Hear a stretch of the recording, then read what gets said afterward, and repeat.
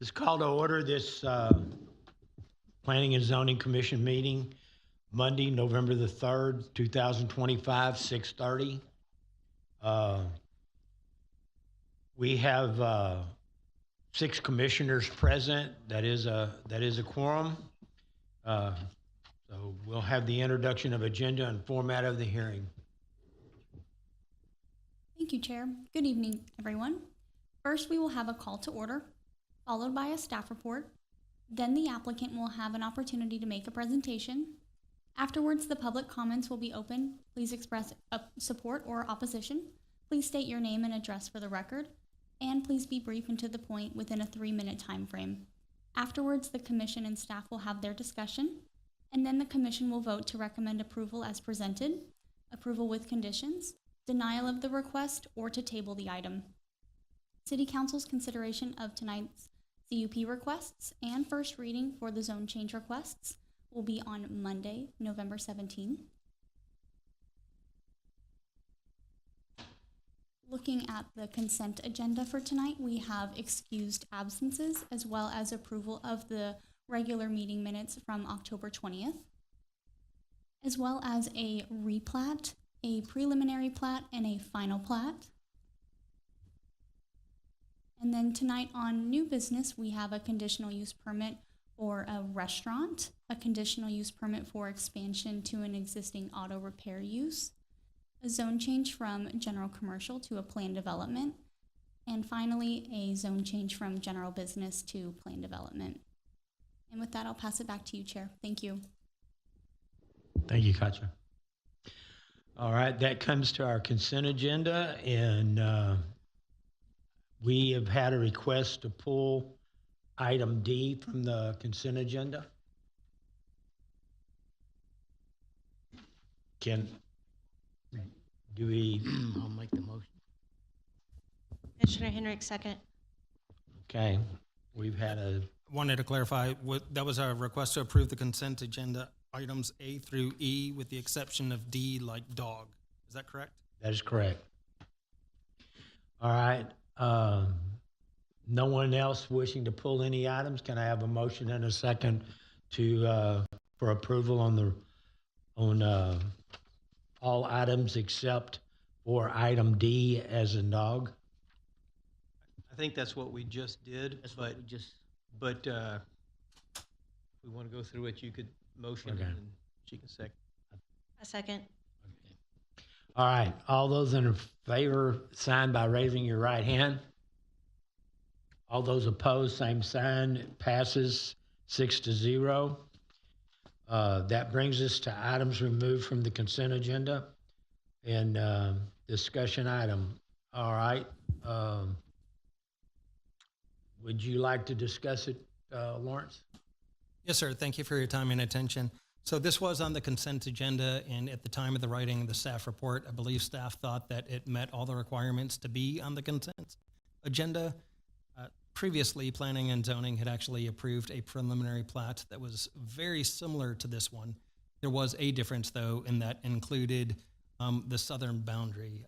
Patrick, do you think you could help me show that southern boundary? There's one lot that's towards the southern boundary there. I think you have one additional slide that shows the plat boundaries in red. Is that correct? Or that's just on the in the staff report, not in the slide presentation. Staff's recommending a conditional approval of this preliminary plat tonight, and the reason for that is that the owner of the lot that is kind of excluded from that's on the southern boundary, was going to come in and file objections and actually put Planning and Zoning in one of those really uncomfortable situations where you actually get to be the judge. But instead of doing that, they decided to actually work together, the two property owners. The condition that is being recommended for approval is to now include that additional lot. So it will end up being an 11-lot boundary, and the acreage will change. It's going to go back to what the preliminary plat was approved from I forgot how long ago that was. 2022, I think is what it was, somewhere in that area. So staff is recommending a conditional approval, the condition being that prior to final plat submission, the additional acreage be included. If there are any questions about that, I'd be happy to help. Okay, that's what I was going to ask. Anybody have any discussion on this or questions? I do. Lawrence, I have a little difficulty in approving a proposed plat with an extra lot that's being agreed upon that will automatically go to consent agenda to be a final plat without us looking at it. So help me understand the purpose of why we would even look at this until the plat has been brought to us as is, not as proposed.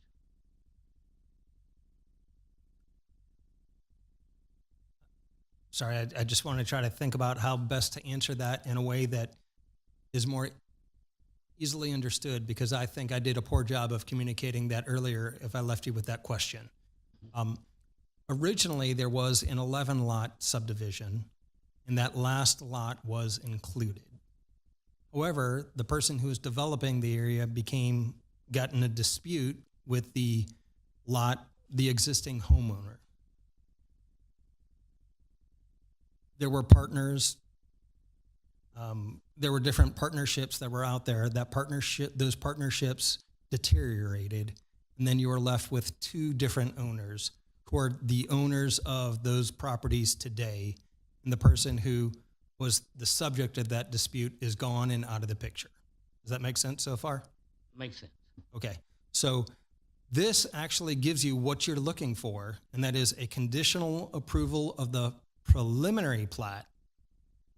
And then before they come in, the conditional approval of the preliminary plat, and the condition being that you add the lot that was removed back into this preliminary plat, so it's all one cohesive plat. That's the condition, and you will look for seeing that when the final plat gets submitted. So before you see that final plat, it'll be there in that plat boundary. Does that make sense, sir?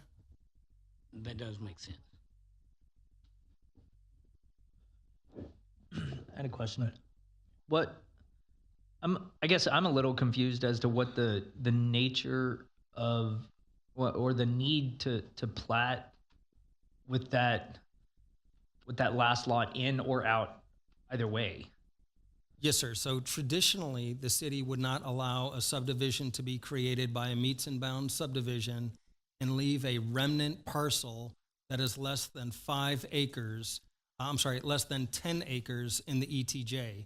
And this is an ETJ parcel, so it would have to be over 10 acres, and it is not. So that's one of the issues. Of course, access is always an issue, but I believe that this plat and the final plat, regardless of the configuration, would have left access to that lot that's all the way at the back of it. But for the purposes of the HOA the Property Owners Association, that they're going to create for the maintenance of Devi Lane, for the maintenance of the detention, for the maintenance of the water facilities that are all on site, the property owners were finally able, I think, to come to reaching an agreement, and that was just within the last 3 to 4 days, as to how all of those maintenance things were going to work, and that it would be better to have one maintenance organization instead of hoping and praying that everybody was taking care of each other. Thank you, sir. Anybody else?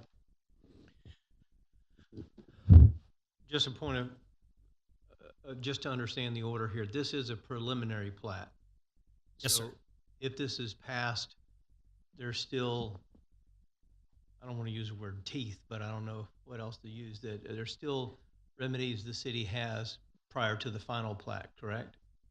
Yes, sir. And Okay. the reason why we're doing it as a conditional approval tonight is because if you did not have that a conditional approval tonight, and if they came back for the final plat and increased the lot count, staff would have told them, you need to go back and get a new preliminary plat.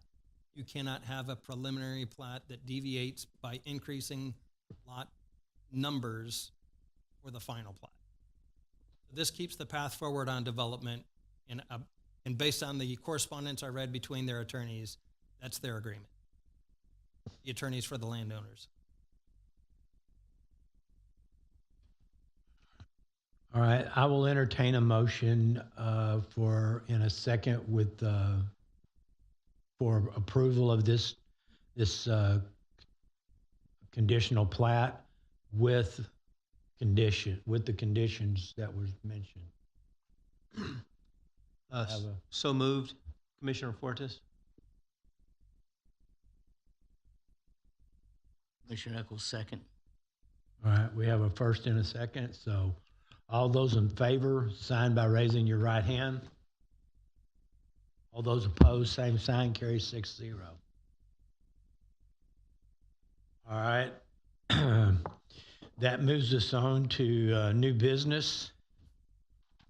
And first item is consideration and possible action,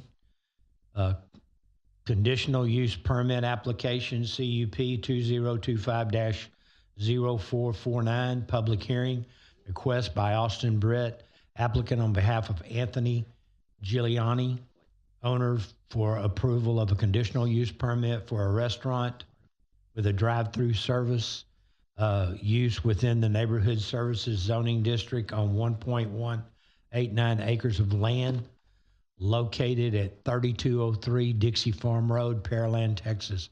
Can I have a motion and a second for approval? Motion for approval. Second.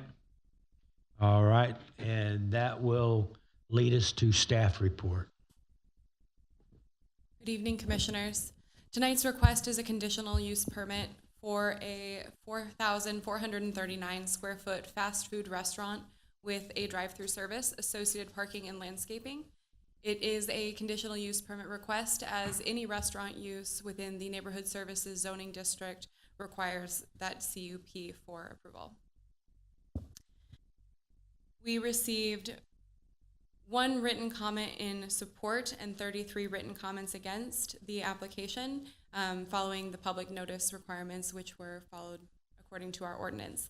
There was 1 phone call in opposition as well. However, that 1 phone call was later turned into a written request, so it is not reflected as one on this screen, but there was a phone call before a written comment came in.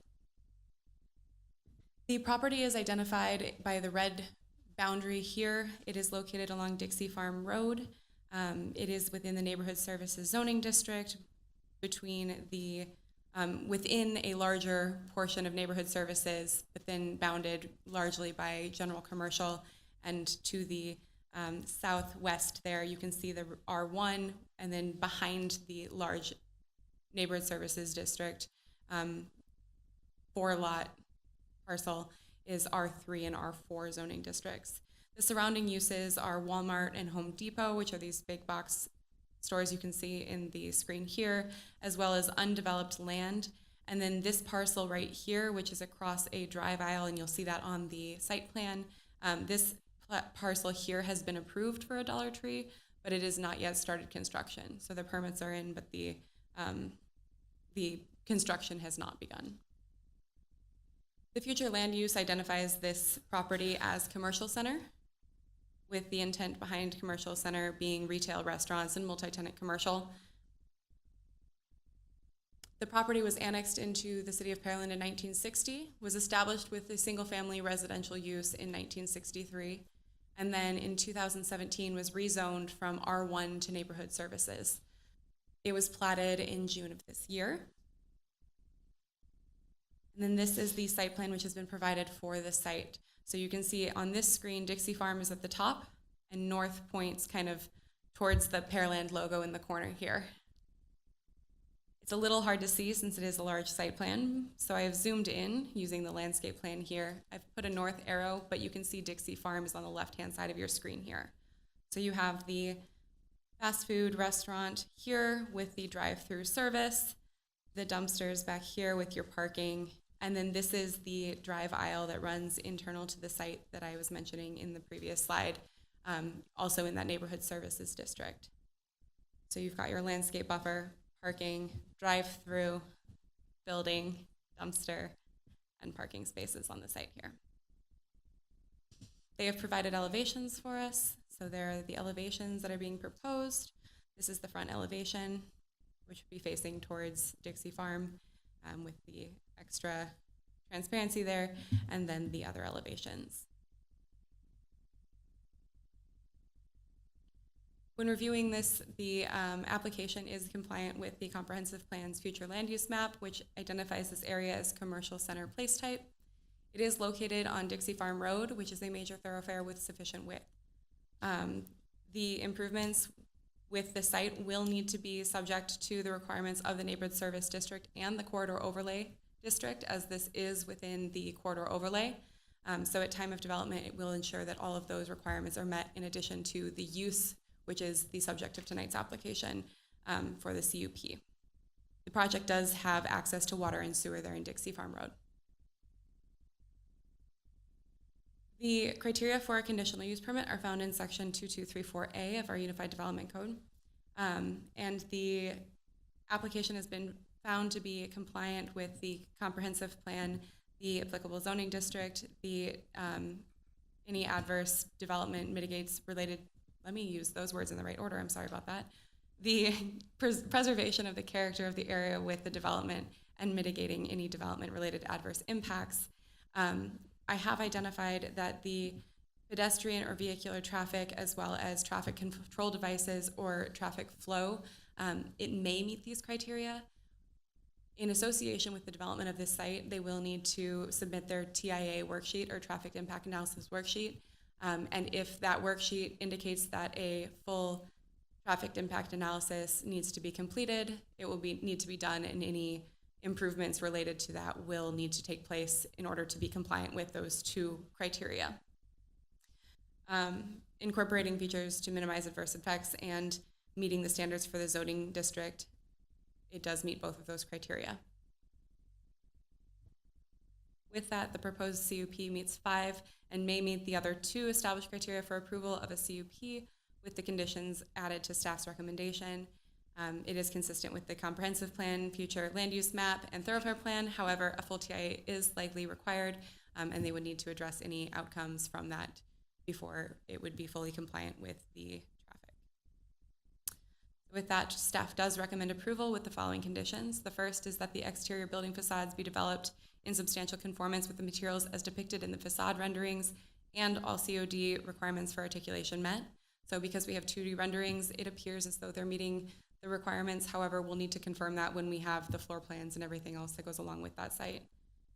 A hedgerow be provided along the length of the parking lot on the southwestern property line in accordance with section 4224D2,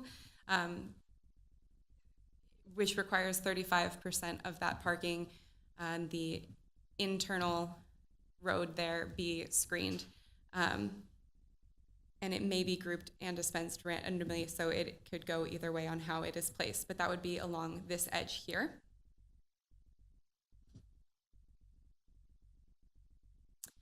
Cross access be provided to lot 1 to the northeast, as it is required as part of the commercial subdivision plat for Dixie Farm commercial subdivision plat.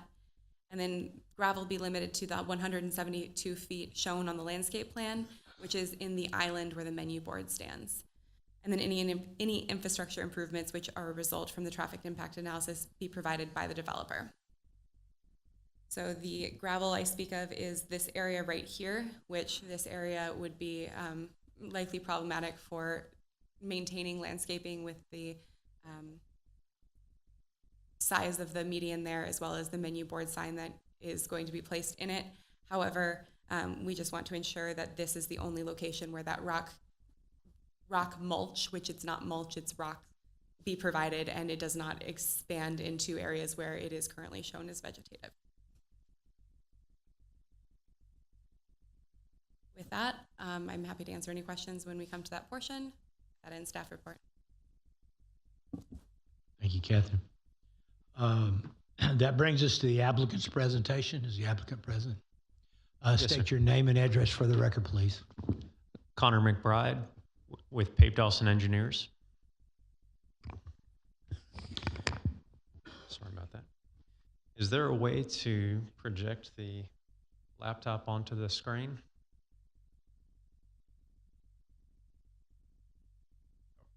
Perfect.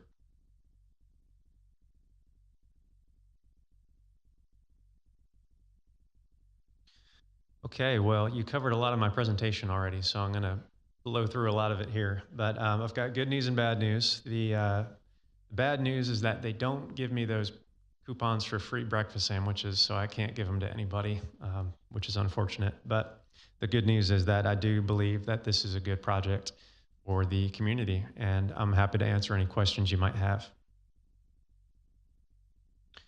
Just to recap the location, I've got an aerial here. You can see, as was previously discussed, we're bound by Home Depot, Walmart across the street, as well as a Panda across the street. The pad is approximately 1.2 acres, as was previously stated. Just to give a little bit more information, we do have 2 drive-through lanes and currently 50 proposed parking spaces. A few of those spaces include specialty spaces to expedite traffic through the site, to prevent delays for orders, but also to help move people through quicker. Include mobile order stalls, McDelivery stalls for delivery services like Uber Eats and things similar to that, and pull forward stalls. We will be connecting via a shared access road off of Dixie Farm Road, which was approved previously and to be constructed by the seller of the property. So we're not proposing a new driveway off of Dixie Farm Road. We will have a connection to the public sidewalk on Dixie Farm Road, and we have done our best to, and we also are proposing sidewalk along the access road, all in an attempt to make this a pedestrian-friendly layout. I've got another blow-up of the site plan here. I think most of these things were touched on, but if we need to hop back to that, we can, if there are any questions. And I'm not the architect, so please be gentle on me with any architectural questions on the finishing. This was already discussed, and I think we've discussed this as well. Just a clip here of the Dollar General that was already mentioned, previously approved, right across the access road from us, another commercial use. Across the street, there's also a Panda Express, which is, I don't know if I can point on here, but located here. This is Walmart, this is Home Depot. And to zoom out, our site is here. At this intersection, there's a few other fast food with drive-through, Raising Cane's, Jack in the Box, and Chick-fil-A. So some of the things I wanted to touch on as far as what we believe would be benefits to the city, obviously tax revenue, but also employment for residents within the community and a owner-operator from the community, local, which again would be supporting local business. The owner-operator has the initiative to lead support for local initiatives and community outreach. We'll be providing a brand new, accessible, and up-to-date restaurant, which can serve a wide variety of residents within the community. And McDonald's is traditionally a draw for surrounding businesses, bringing traffic and customers to not only their own location, but the businesses around them. They're frequently an anchor to a development because they bring foot traffic and customers, and they generally help other business, unless you're also flipping burgers over there, I guess, but Panda's not doing that. So, and with that, I've got my contact information here, but I'm happy to answer any questions. Thank you, sir. We can't dialogue right now, but we'll call you back up if we have any. Understood. Thank you. That brings us to persons wishing to speak for or against, and I have a couple of sheets here.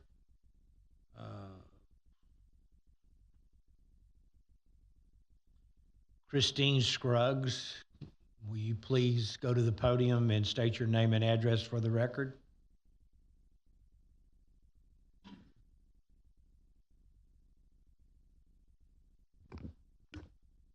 Christine Scruggs, 3808 Pine Branch Drive, Pearland, Texas, 77581.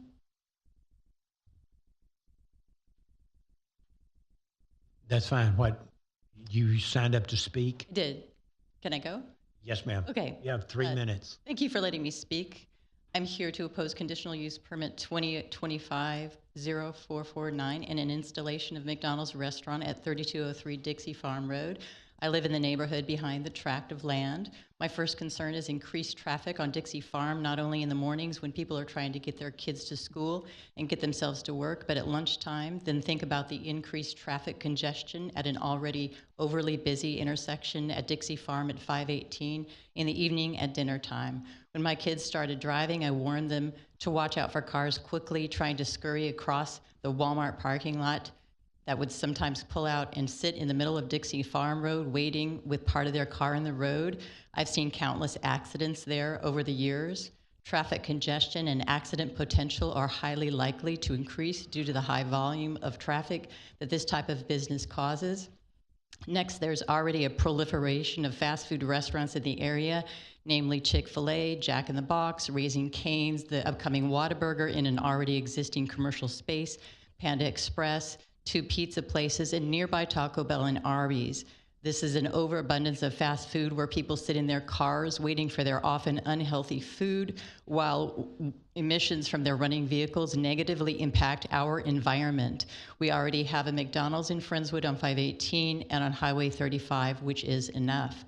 Third, people are likely to use my neighborhood, Pine Hollow, as a cut-through to enter the restaurant from the southeast.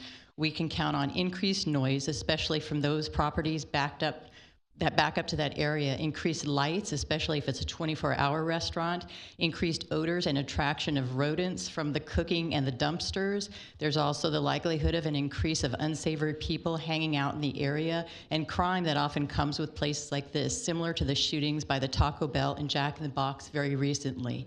If this plot of land must be developed, let's make it a development for something healthier. Some examples would be walking trails, pickleball courts, encouraging fitness and healthy living versus eating and fast food. Another option would be an indoor climbing gym, such as Momentum Indoor Climbing Gym in Houston. People drive 30 minutes out of their way to go to something like that. Something like that would be better use of this property and encourage a healthier Pearland.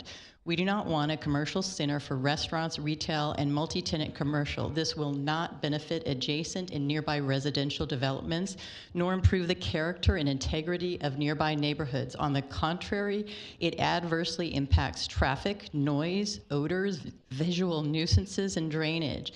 The addition of a fast food restaurant is not compatible with the existing land uses. I encourage you to use common sense and say no to this conditional use permit. We do not need it. Thank you for your time and for your consideration in this matter.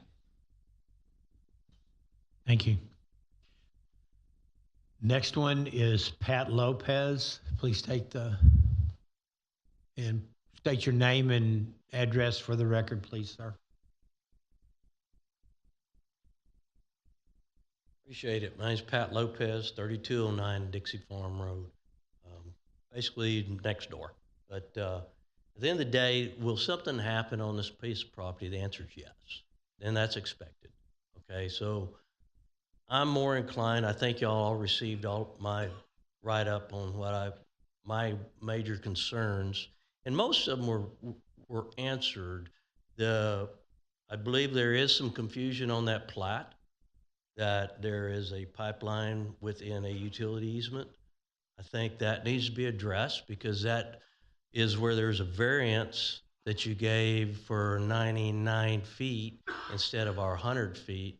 So, but I'd like that evaluation to be considered, or at least looked at. Traffic, hey, I can just say duplication of what she says, okay? The main thing is, will we have a development? The answer is yes. But I believe we need to have a quality development. Is it a McDonald's? Is it the dollar store? Maybe. But it appears that the developer is not improving the land. And I understand he's looking for the sale to make the improvements. There's no bite in this CUP that requires him to do the full detention pond and all the stormwater detention and things that are involved with the development. That's my biggest concern. The screening is not addressed. It's not even addressed on the plat. If you look at some of your previous plats that you potentially have approved, there is a designated 35-foot fencing or screening easement on some of those plats. I went on the web today and looked at some of them. So there are some things. Can you approve it? The answer is yes. But I think there are some conditions to the approval, and I think there's multiple of those things that are to truly give an improvement on that project tonight, including the traffic study. The staff has said they don't have the traffic study. You got a traffic study that's going to be involved strictly by McDonald's or McDonald's Dollar Store, what's lot 1 and what is it going on lot 2. Those are unclear. All of those items are being impacted by that single drive. So as that drive exits, is it just northbound entry and exit, or is it cross traffic over that media? So if you're lining up with the media, we've already made corrections to the media right by the Home Depot. This is just going to force you to drop another light or get rid of that media. So there's things on the traffic that I believe are really important to take into consideration. Okay, thank you. Have a good day. Thank you, sir. Okay, anyone else wishing to speak for or against this item? State your name and address for the record, please. Yes, sir. Hi, my name is Sonia Clausen, 3606 Pine Stream Drive. Much like Mr. Lopez and Ms. Scruggs said, we are also opposed this. We actually just learned about it, and we also just recently learned about the Dollar Tree. There's been numerous requests over the years for a traffic light at Pine Crest and Dixie Farm, and due to, I think, as a result of traffic studies, there's not been one yet. However, you all know there's been numerous accidents on that area, on that Dixie Farm area, so I believe that would increase.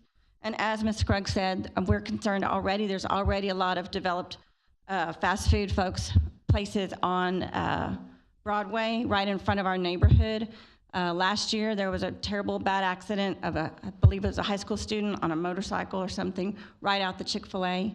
So we would definitely be concerned about that. We're not against development, but we would be concerned and think that all of that should be thought through.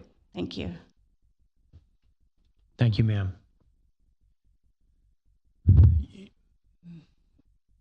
Make sure you give the green sheet to the secretary. All right, anyone else wishing to speak for or against this item? Asking again, anyone wishing to speak for or against this item? Seeing nobody moving, I'm going to open it up to the commission for discussion. Trey, you want to start it off? So just to understand, we have a Dollar Tree coming in right next to this that's been approved. Okay.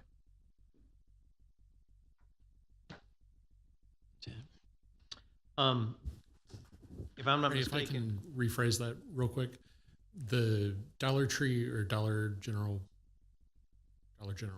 hasn't been approved yet, but it is a by right request. So whenever they submit for permits, then it's not something that comes to this board.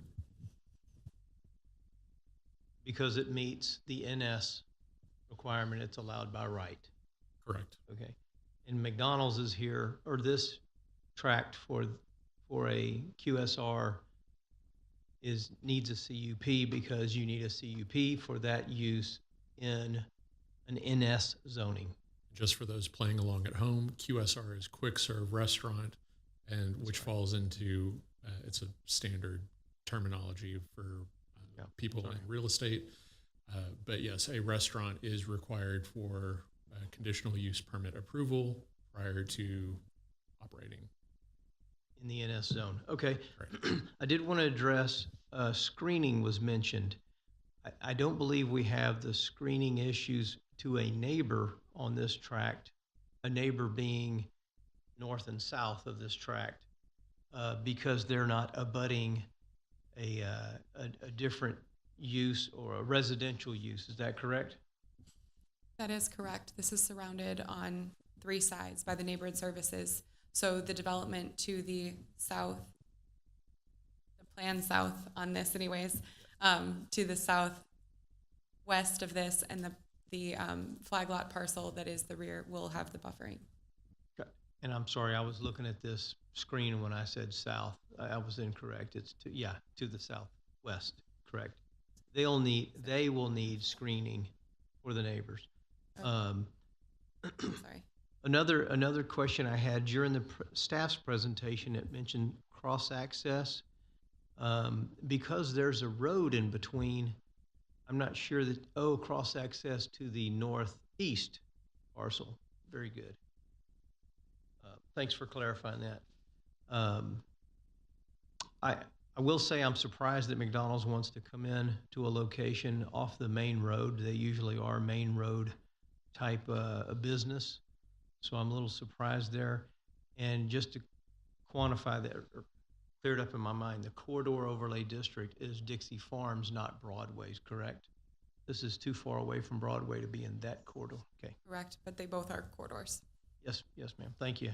I think it even goes all the way down. We heard that it went all the way down to that, the place by the storage facility that we looked at a few months ago. Thank you. I won't be well liked for saying this, but I don't know that this is a bad location. Traffic is already heavy along Dixie Farm. I don't know that this is going to generate that much traffic. Additional traffic, a TIA will determine that. Yes, ma'am. Yes, I was just informed by our resident engineer back here that the TIA has since been submitted, so it is currently in review.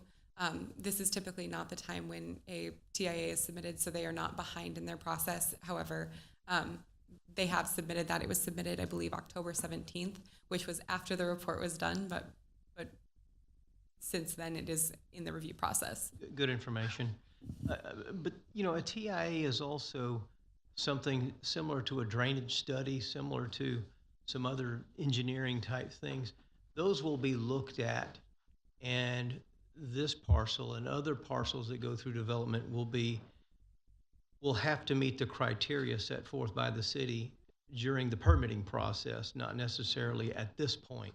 So I don't know that I consider, now with a CUP it's a little different, we can consider those things, but most zone cases we don't put those into high consideration because they have to meet the requirements at a later date. So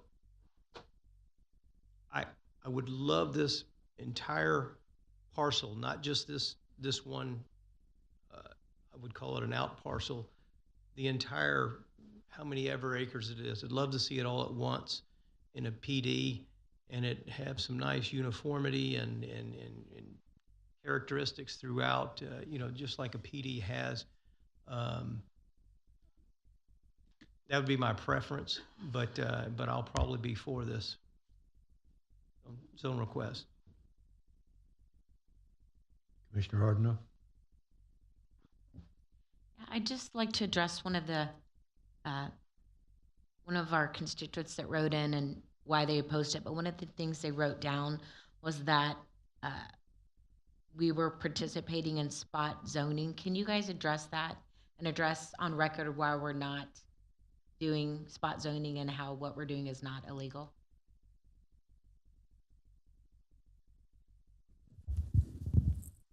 The neighborhood service zoning district is not changing with the conditional use permit, and that's why it is not spot zoning. The zoning is not changing. Thank you. Thank you. I tend to agree with Henry. I was a little surprised that McDonald's was wanting to put it in this location. I do think that it fits the area. It does conform to several of our requirements. It conforms to our future land use. I did write down that I wanted a TIA study, so I'm impressed that they've actually already done it. They've taken the initiative. I like that. And fast food restaurants with the drive-through does conform to the NS district. So I would be in favor of this.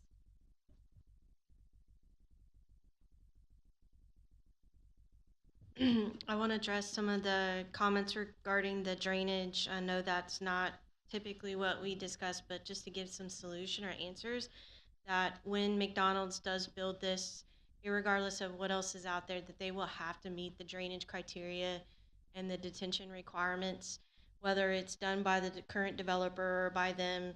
And when we, as a board, we actually do really take your concerns very seriously, but we also know that our engineering team here at the city has some of the strictest guidelines and criteria for detention and drainage, and they're not gonna let them run their flood water or storm water onto your sites. In general, I think McDonald's probably chose this area because it's an area that people travel out of Pearland. This is a major thoroughfare. They're on their way out to their jobs in Clear Lake, Houston, and I think it makes sense to be on that right-hand side. And this was already being proposed as a development for other commercial retail, Dollar General. There were some other things that were talked about going into there, so I think that's why that made sense to them. But in general, I'm in favor of this. I think this parcel is going to be developed into something. There's going to be a little bit of traffic no matter what it is, and that's where the TIA study comes in and determines how to mitigate for that traffic. So at the end of the day, no matter what, I think I'm for it because we're going to see commercial development here regardless. That's it. I pretty much agree with everybody that spoke here on the with the commission. You know, we've got up there on Broadway, we've got the new Whataburger coming in. You know, we've got Cane's, we've got Jack in the Box, we've got Chick-fil-A, we got everybody but McDonald's.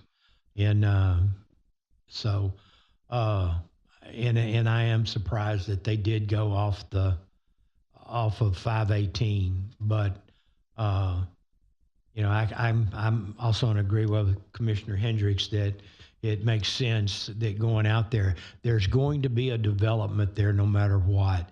It's just like the Dollar General. The Dollar General doesn't have to come before us because it meets the neighborhood services criteria. We've done a comprehensive plan, and you know, why do we do a comprehensive plan and a land use plan if we do not pay attention to it? You know, this is the time that the citizens have a chance to get involved. You know, we had multiple meetings that were out at the natatorium in different areas of town to get input on what people wanted to see built on the remaining parts of land that we have in Pearland. We don't have any big sections anymore.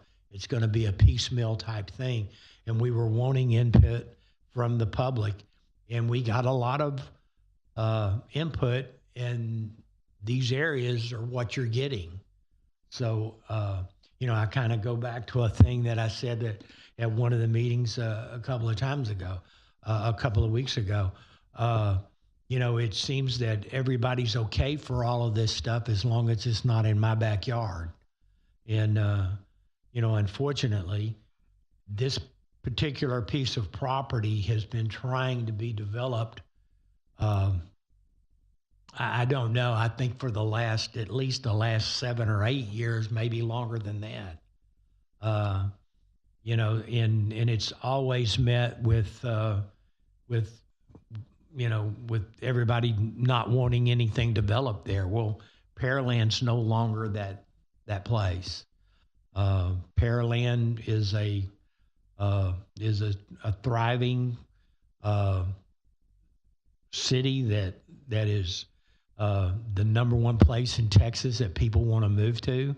It's a number 3 city in the nation that people want to move to, and so, we've got to sit there and take this into consideration that we're going to have these fast food restaurants and such as that, no matter what. So with that, I'm going to, we need to have redo our motion or a motion for the conditions. Is that correct, Katie? Yes, as part of the motion, if there are conditions you want to include in an approval, that would be the time to lay out what those conditions would be. Well, okay, we got one more comment. Hang on. I do apologize. Can I get clarity on the drive in between? Is that connecting to Pine Hollow? Is it just to service the two developments, Dollar General and McDonald's? It's cross-access between the lot 1, I believe. It's 1 is under the word commercial center. We're looking at the lot that's surrounded in red. There's a drive aisle next, and then there's the site that I mentioned was Dollar Tree or General Dollar Variety. And then the parcel that comes to the back here, this is the pipeline easement. There's a drainage reserve that's here behind the Dollar site. And then this is the 4th parcel. So the cross-access is along this frontage so that it removes the potential of some traffic on Dixie to be internal to this site. Okay, so no roadway improvement within these 3 sites is going to connect to Pine Hollow, correct? That is correct. Okay, because there was a comment, I believe, tonight about connection to Pine Hollow and accessing these sites with increased traffic. So I just wanted to confirm that no interior road of these 3 sites would connect to Pine Hollow. Correct. Okay, thank you. Just to say that a little louder, there will be no connection to Pine Hollow. With that, the request for the conditions, I'd like to make a motion to include with our approval the conditions on the screen here, 1 through 5, as recommended by staff. Commissioner Haskins, second. All right, we have a motion and a second for approval with of the conditions. Can I have a sign of vote by raising your right hand? All those opposed? Passes 5-1. All right, that takes us to the motion, the approved motion. Can I have, everybody in approval, sign by raising your right hand? Isn't that right? Don't we do the amendments and then we have to do the amended motion? I thought your original motion was to accept with the staff proposed. No, in the beginning, we didn't know about we didn't do the. Okay, okay, then yes. So you amended. We amended the original motion. That was approved And 5-1, and now it'll be yes. Okay. All right, now we're voting on the amended motion. So all those in favor sign by raising your right hand. All those opposed? It's 5-1, passes. That takes us to the second item on the agenda, consideration and possible action, conditional use permit, a request of Enrique and Lisa Cruz, owner, for approval of conditional use permit for an expansion to an existing auto repair minor use within the Old Town General Business Site District on approximately 0.4224 acres of land located at 2121 Main Street, Pearland, Texas. Can I have a motion and a second for approval? Commissioner Hendricks, make a motion. Commissioner Eccles, second. Okay, I have a versus set. That leaves us to staff report. Thank you, you, Chair. Good evening. My name is Patrick Bauer, and I'll be making the request or presenting the request tonight. As mentioned, the proposed CUP is for an expansion to an existing auto repair minor facility, and the applicant proposes to enclose an existing 240 square foot carport, just 12 feet by 20 feet, along the northern property line to be used as a bay or auto repair services. And the CUP is needed because while it is an existing use, whenever you expand a use that requires a CUP, you essentially need to get a new CUP for that expansion. So that's why the CUP is needed at this time. So to date, staff has not received any comments in support or against this request.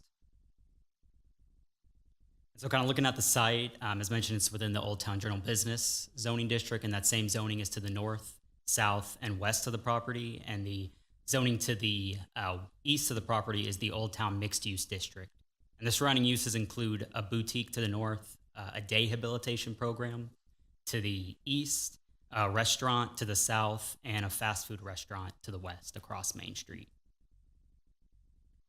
So here we're going to look at the future land use map for the property is within the commercial center place type, and that same place type is to the north, east, and west, and then to the south is the mixed use center place type. So a little history on the property is originally annexed into the city in 1959. The site was then developed with the existing auto repair facility in 1975. And previously the site actually also had gasoline pumps. And if you were to look back on aerials, you'll notice there's a mixture. There was an additional canopy along Plum Street, which I'll show in the later slide, but those were actually removed between 2017 and 2018. So there's no longer any gasoline sales on the site. And the property is not platted currently, but if they do this expansion, they would be required to plat the property. And so here we go to look at the proposed expansion. Main Street is on the bottom of your image, Plum Street on your right-hand side. And here's the proposed expansion. And as we look at, there's some later images that show how the existing site looks, but essentially A and B are both carports on the property, but specifically they're looking at enclosing and kind of improving A, which is an existing carport, that 12 by 20, and it's actually right up against the property line. So it's actually within what would be the required side setback for the Old Town General Business District, which is 10 feet is the minimum side setback. And so first off, these are just some images that were provided by the applicant, kind of stock images of what they're looking to potentially, materials they may be potentially using for enclosing that area and making it into a bay for auto repair services. And here we get a look a little bit better of how the site looks. This first image on the left-hand side is a front view, and you'll notice, so there's two carports. I'll call there's one that kind of has the black area above it, that's the canopy, and then there's more of like a metal canopy, that's that grayer color. The one they're looking to enclose is that gray canopy, which is against the, you'll notice there's a red fence along the property line, which is the northern property line. And then on the right-hand image, we get kind of a rear view of those canopies. And then the last image is just to show you some specifics about the site. So that existing side setback for you can see where the existing pole is. It's almost exactly right up against the existing fencing, which is the northern property line. And then the right-hand image shows you kind of the existing roof and that it's in need of repair. It may be hard to tell from here, but there's some holes in the roof that essentially are going to need to be repaired if they're going to expand. It's looking at the review criteria for conditional use permits. Staff found the proposed expansion is consistent with the commercial center place type. In terms of the thoroughfare plan, it has frontage along Main Street, which is a major thoroughfare with sufficient width, and I'll mention on here, but also Plum Street. It has frontage on, and that's a local street.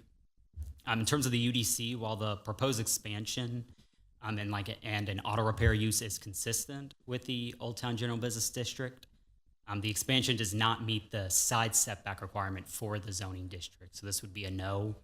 And then in terms of the utilities, the subject property has access to water and sewer. As looking at the approval criteria for a conditional use permit, staff found that the requests met 6 of the 7 criteria for approval. And specifically, the last criteria states that it meets the standards for the zoning district, or to the extent variations from the standards have been requested.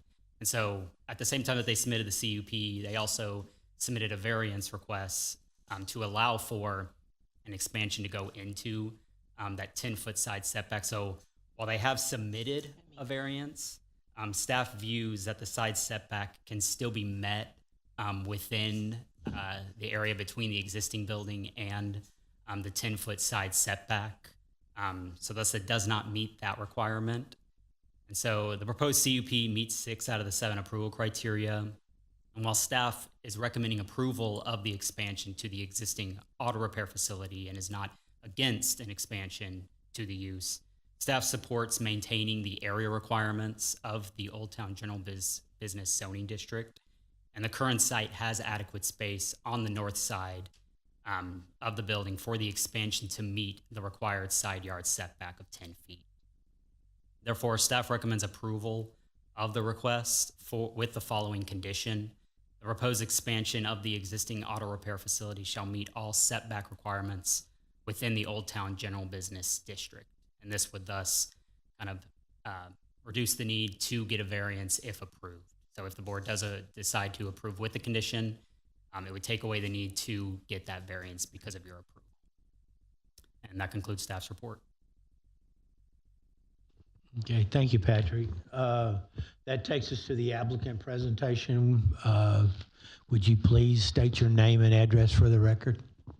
Yes, my name is Lisa Cruz. My address is 6700 Ellis Street here in Pearland, 77581. My husband and I are the owners of the auto repair facility. We did not necessarily prepare a presentation because the staff report really covers everything that that you might need to know or you might ask, and we are simply just trying to expand an existing facility that's been there since 1975. Okay, thank you. Thank you. Okay, persons wishing to speak for or against this item? Seeing no one moving in that direction, I'm going to ask one more time. Anyone wishing to speak for or against this item? Seeing none, I'm going to open it to Planning and Zoning Commission. Commissioner Hendricks. So I'm a little bit, I see that there's a proposed expansion, but it looks like there's an existing structure there. They're planning on tearing that down.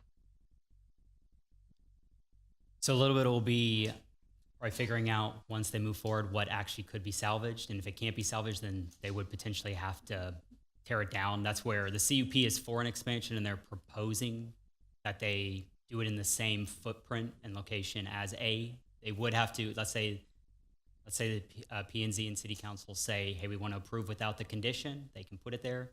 They would still have to go and get a variance because that building would still not be meeting the side setback requirement for the main building of or like the enclosed areas. So while it's a carport, and carports are actually accessory structures that have they have a lesser setback, it's 5 feet, that still technically doesn't meet the current, where it currently sits. But yes, they are requesting this spot, and staff is recommending with the condition that it meet the 10 feet. Okay, so are there any conditions for cleaning the site up, landscaping, because it's a major thoroughfare, people are driving past this? From staff, are you guys recommending anything with that? I'd say in Old Town, some of these sites, this is one where, not to say it may be a little tougher, but these sites, they get a little smaller, and that could be something that if the boards or the commission sees that, hey, if you're putting a new bay in, maybe the area where you're putting that new bay in is where you need to bring landscaping. Not saying this site could be restricted, but oftentimes Old Town sites, they can be a little restricted on the space. You don't want to say put in landscaping and then you've reduced their maneuverability on the site or where they can get through. But if there are areas where you think there's a minimum planting area where you could get the 6 feet and actually be able to do trees or do shrubs or something of the sort, that is a condition that that P&Z can add to this. I guess I'll let everybody else make a comment, but I think if we can have any way to make this look more improved or better is obviously gonna help this corner here, and the people that drive by it. It'll help them too. So I think if they can improve it, then certainly I'm for it. But I'd like to see a little bit more of landscaping in the area. See what everybody else thinks.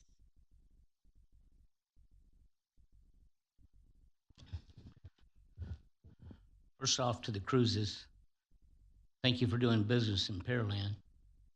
And thank you for wanting to enhance your business, to bring in more customers and be able to service people in Pearland. Thank you for that. I do have some heartburn with the process.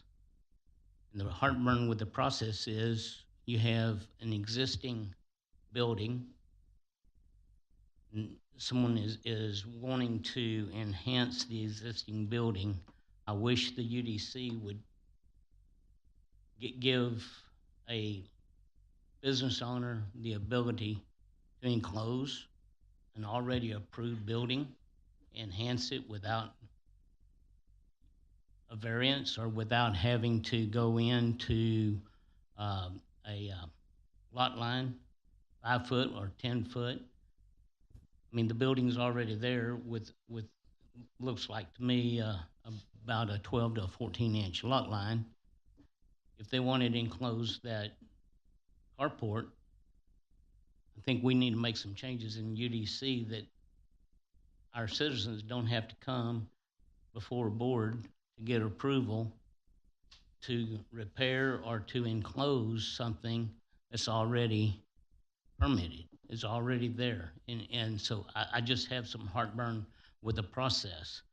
But I am in favor of that and congratulate you Cruises for wanting to enhance your business to serve the public of our citizens. Thank you.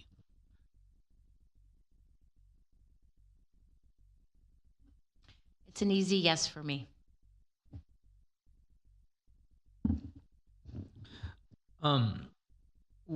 I guess with the expansion, and again, thanks for doing business in Pearland and wanting to stay doing business in Pearland. With the expansion, do we know what they're wanting to do with that? And does the proximity to the I'm all in favor of expansion. I guess my concern would be if you're enclosing it and making it, person habitating or have people in there, wouldn't you need to keep it from the lot line like every other building or every other space that people are in for fire protection or things of that nature? I'm just offering the question, as opposed to being an open air carport. Yes, and you're correct. There's one's a carport accessory structure, has different requirements, whereas one is a habitable space. Let's just say P&Z approves, council approves, and let's say the ZBA even approves. They will have to meet all building code requirements, which may lead to heightened restrictions on hey, you may, I don't know if fire rated walls or different things like that, where whenever you're up against a property line like that, and that's where the side setbacks per the zoning district, that's where that comes into play. We're not against an expansion. We just want it to meet the side setback to be consistent with other properties and what they would have to do. So that's something that staff can't get by a 10-foot side setback. That's deviating from the code, that's up to the zoning board of adjustments at the end of the day to make that decision. You are correct. There would be potentially heightened requirements because now it's not just a carport where you park something.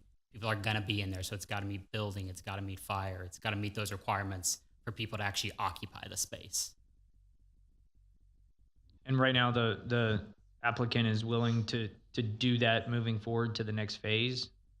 Let's say I discussed it with the applicant, left it up to them to. At the end of the day, it's your decision to continue with your current request, or if you see staff's has merit, you can also go with that. They decided to move forward, so it's kind of up to the commission at the end of the day commission and city council to make the final determination. And Commissioner Haskins, just to add on some additional flavor to that comment. This is for expansion of a previous use. So this site was purely for state inspections, and now they're proposing to have additional uses brought into that new area that is proposed for development. So it's really, the idea and concept of having those uses closer to the side property line, or maintaining that side setback where that use would normally not be a part of activity within that area. Thank you both.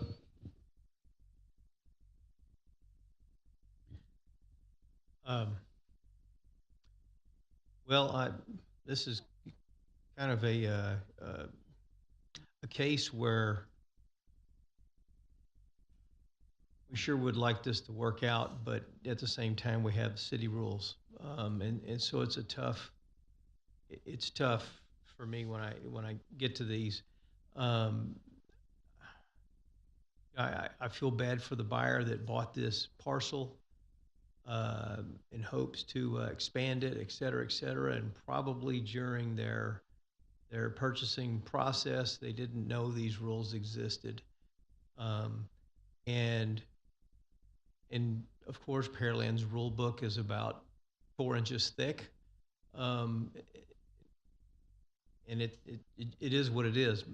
And I just feel bad for the applicants for that reason. Unfortunately, the EDC has spent a lot of funds to beautify 35. They want it to have a certain look. It is one of the gateways into Pearland, and so I understand the rules and I understand the enforcement of those rules. On the other hand, I noticed that 35. This is one of those roads that was developed years and years ago, and we have old buildings as well as we have new ones, and we have one proposed right after this. It's an absolute beautiful structure, or two structures, and so we're kind of in that area where they're going to improve the site. So what can we do to help that process? I appreciate them coming into town, just as been stated before. I almost view this one as Ford's restaurant down the street to the south. I hope that's the name of it. Was that the name of it prior? Not anymore, right? But here we have an existing building that hasn't been utilized in the last, I'm going to say, 5 to 10 years, if not longer. And now it's got to be almost demolished to get a use in there, because it doesn't meet so many of the requirements from the city. So I go back to, I'm saying all this and I'll try to wrap it up, but I ramble. Former P&Z member, he was a chairman for a while, Mr. Koza, Jerry Koza, used to say, anybody that wants to improve a building in Pearland, I want to do whatever we can to help them through that process. And I kind of feel like we're there right now. Last thing, I understand the carport's very close to the property line, and I understand that that's not that big of an issue. I think the setback for an accessory is 5 feet. And now if they enclose it, it needs to be 10 feet per our rules. I'm hoping the ZBA will be able to address that, but my concern there is that you need to show a hardship, and I don't know that the hardship is there for them. So I do wish there was a variance process that maybe would run through here. It sounds to me like we're more amenable to that than not. So I've rambled enough. Sorry. Well, I'm also appreciative of y'all coming into the city. Y'all have always been great supporters of the city on everything y'all done. I wish you luck. as far as the gateway of coming in to our city, I think we need to do everything we can to make it palatable. But as long as we've got the first thing that people see is that flea market, it's kind of hard to put lipstick on a pig. So, you know, I kind of agree with everybody that you know, y'all have got probably some obstacles to climb, but I think that they're not unsurmountable. So I'm going to entertain we've got to do an amendment. Well, first off, Commissioner Hendricks, did you want to add a condition? I think my question was for all of us up here. Do we want to see more landscaping with this, or just let it go? I personally feel like that the property that's over there, I drove by it today and looked at it. They've already done a lot of things to try to make that property look better. Not only that, there's just no place to put anything. That it's right off the main drive and stuff. So I don't think we would. Now, we do have a condition that the staff has put. So I would have, I'd like to make make a motion and a second for approval on of the condition. Question before. Okay, staff and looking at the renderings, I basically thought they were using the carport to enclose that for another bay, not an inhabitable place for people to live or stay. But I thought that it was going to be another bay. So that. Yeah, and you are correct. Habitable just means people can be in there. It doesn't mean someone's living there. It means that's a place where people can work. They work for. It means you can. It's a space you can be within, and you can imagine an office space. It's a place where you inhabit during the day, but it requires different requirements other than just a carport on a lot. Okay, thank you for clearing that up.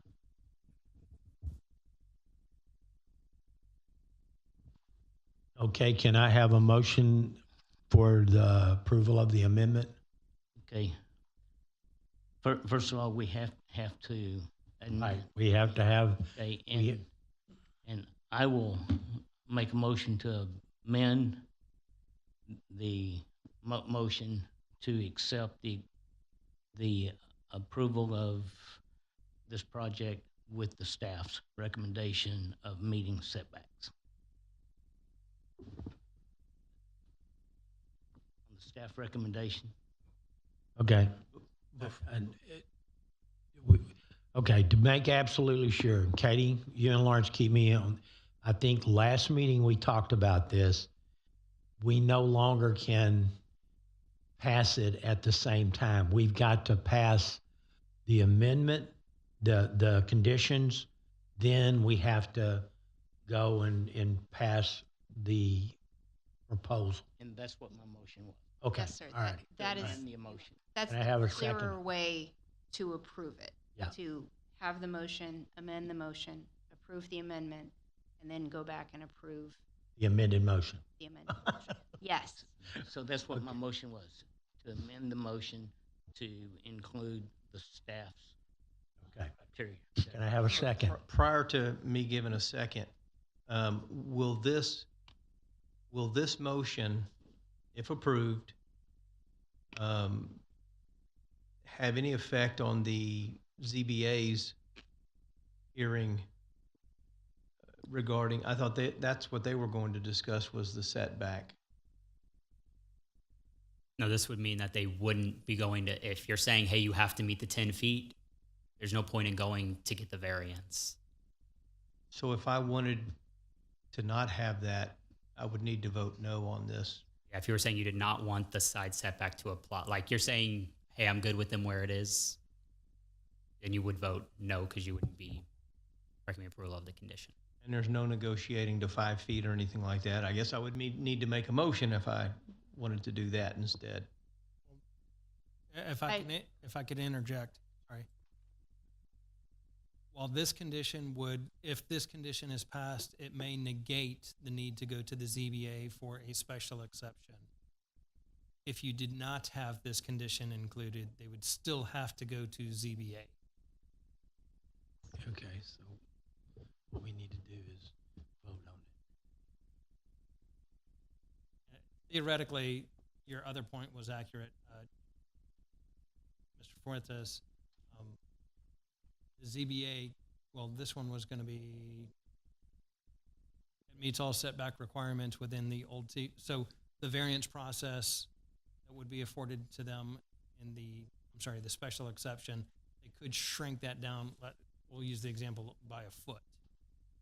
So they would still comply with the setback requirements, but that setback requirement could be lessened theoretically by the ZBA.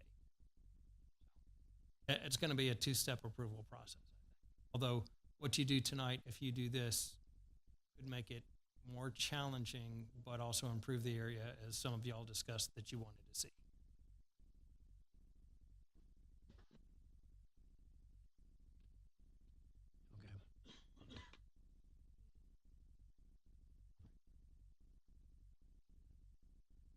Okay, I still need a second on it.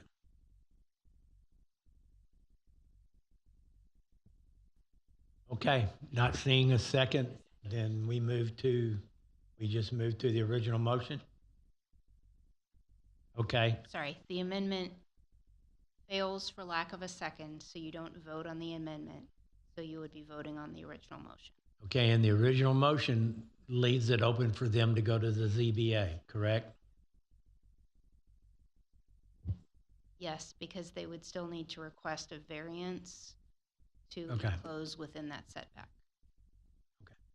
Okay, all those in favor of the original motion, signed by raising your right arm.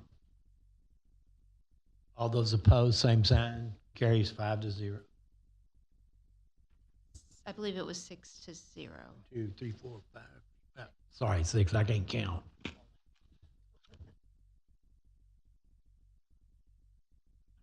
That moves us to conditional consideration and possible action zone change application, zone ZON 2025-0457, public hearing at request of James Melody, applicant on behalf of Bell Bottom Foundation Company and Louis Perret, owner, for approval of a zone change for 29.359 acres of land from general commercial district to a planned development PD district for a warehouse development located at south of 1021 North Main Street, Pearland, Texas.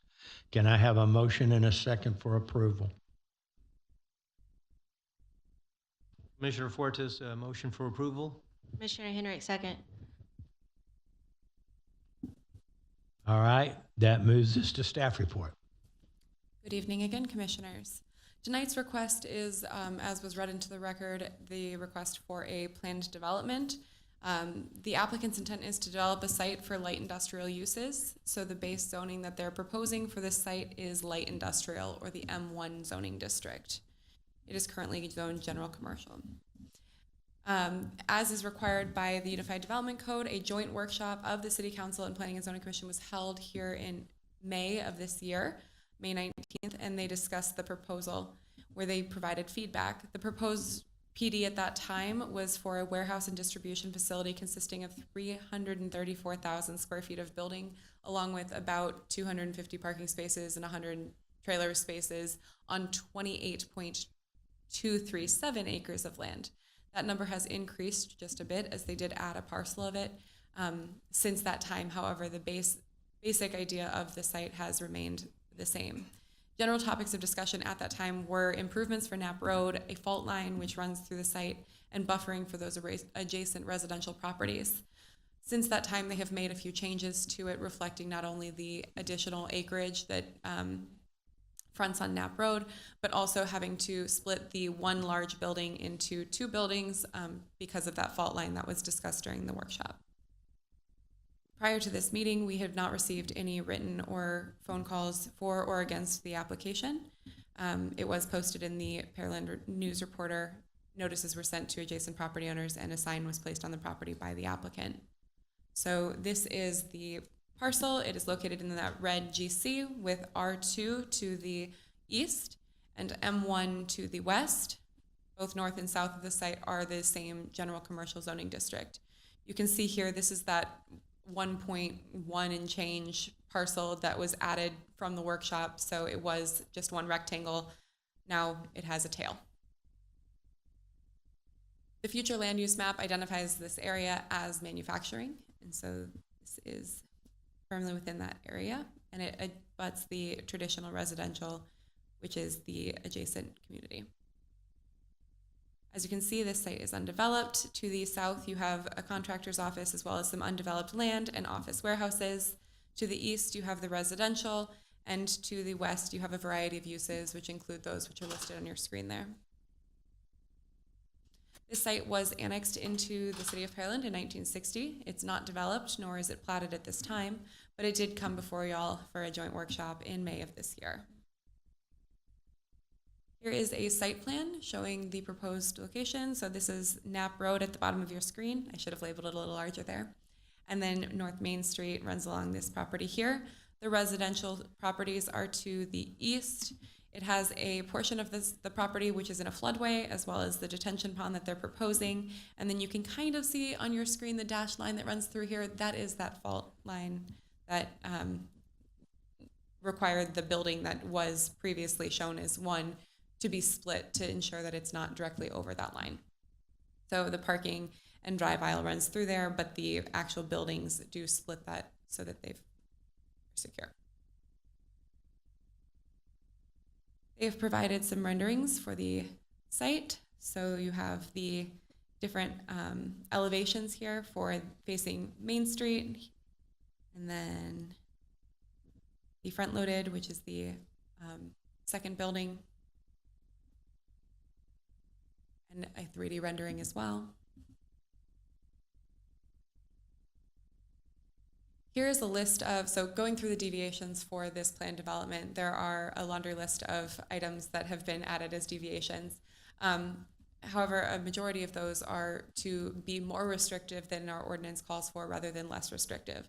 I've highlighted, this is the list of permitted and conditional uses required, permitted and conditional uses which could be proposed within a base zone of M1. At this time, the property is not zoned M1, it is zoned general commercial, but they're recommending a base zoning district of M1. So when you consider this as you're zoning the dirt, not the project, the PD would allow for the base zone of M1 with the following deviations, meaning that these would be enforced whether this specific project moves forward or another project moves forward in its place. So the rezone to PD would be a zone change that would have these additional regulations on it. So everything that's crossed through in red is what they have removed. So it says the following uses would not be permitted within the PD. Generally, these are things like offices. There's a handful of farm-related uses that have been removed. Airport, I can go through any of them that you're looking to specifically see, but those were kind of the big ones that I noticed. And then some auto-related uses. They have made a stipulation that the following be permitted within the zoning district. So they have requested that in addition to those M1 zoning districts, the following are permitted, which includes auto repair, major and minor, but specifically indoor facilities only, where on the uses that are permitted within the base zoning district of an M1, it does allow for auto repair to be a permitted use in that zoning district. So I've left that one open on this list here, as you can see, but this does not restrict it from having the outdoor component where the specific PD language does restrict it to be indoor facilities only, electric vehicles only, and then indoor sales with an indoor showroom only, new cars only. And then a commercial amusement indoor has also been added to this, which is a use that is permitted in some other zoning districts, however, not in the M1 zoning district. So that would be in addition to. The deviations which have been requested, I have highlighted them on the screen. It's a lot to go through, so I'm going to try and summarize, and I'm happy to go back and answer any questions, as well as the applicant is here to speak on behalf of the project at a later time, so they can answer questions you have as well. What I have done on the screen is, if it is not highlighted, that's something that is just basically our base zoning. If it's highlighted in green, that means that the proposed deviation increases the requirement. So it means that if you have to have 4 windows, they've said you have to have 5. If it says you have to have 3 trees, you have to have 7. If it's in red, that means that it's asking for a reduction. So it's saying, hey, we know we're supposed to have 3 trees, but we only want 2, something like that. So to summarize it here, they have requested that we review an increased minimum side or rear yard adjacent to a residential district. The requirement minimum is 25 feet with a masonry wall. They're going to have 120 feet with no masonry wall. However, in that area, there is a stipulation at the base here. You can see where it says that there could be flat work or operational areas in that space. During the buffering area, it does speak to having that minimum buffer setback. That is still a requirement. So the minimum gross area of the site to be landscaped within the M1 zoning district is 10%. Within the corridor overlay district is 15%. They're requesting 12.5%, but they're excluding the floodway. I'm going to flip to the site plan again, and I have what is in your staff report in front of me, so I'm going to keep kind of going through these, but I'm going to have this on the screen instead so that you can see this, and we can point at that. So the minimum area of it that is required to be landscaped, not including this portion here, is 12%. So this will still have to be landscaped because it's floodway, but it's not proposed for development. The gross lot area is again the same, which would be 15% required. They're requesting 12, not including that floodway. They are requesting the shade trees and ornamental trees, which would be required along North Main. It's required that there's a ratio of 1 caliper inch per 10 feet of frontage for shade trees, and for ornamental trees, it's 1 caliper inch for 15 feet of frontage. They're requesting 1 shade tree for every 30 feet of frontage along North Main, and they're not including any ornamental trees. So they are asking for a reduction in the ornamental trees, but when you do the math on the shade tree to frontage requirement, it breaks even. So it's a reduction in the ornamental trees. For the required screening, it's required that they have at least 35% of the area adjacent to non-residential. So this here be,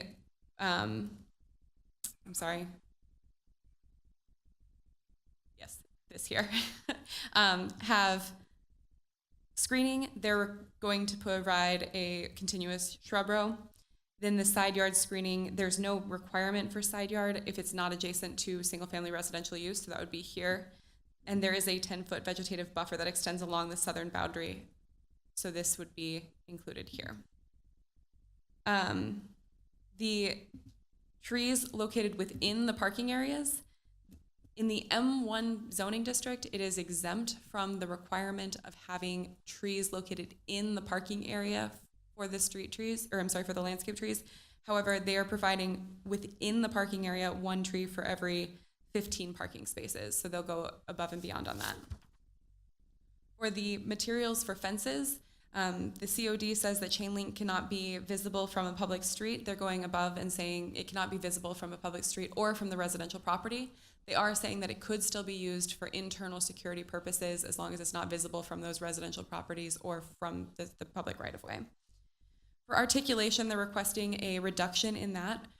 So a variation in a variation in depth of 1 foot is required for every 25 feet of frontage, but they're saying that they want to have a variation in material for every 50 feet and a variation in depth of 1 foot for every 50 feet.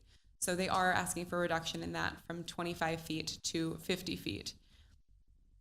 And then they are saying that they would like to be able to meet the transparency requirement. However, with that transparency requirement, they would ask that spindle glass be, or other similar materials be permitted to be used. So it would not actually be transparent, as in truly transparent, but it would be not opaque. So you could have light through it, but it would not be something that you could actually see through.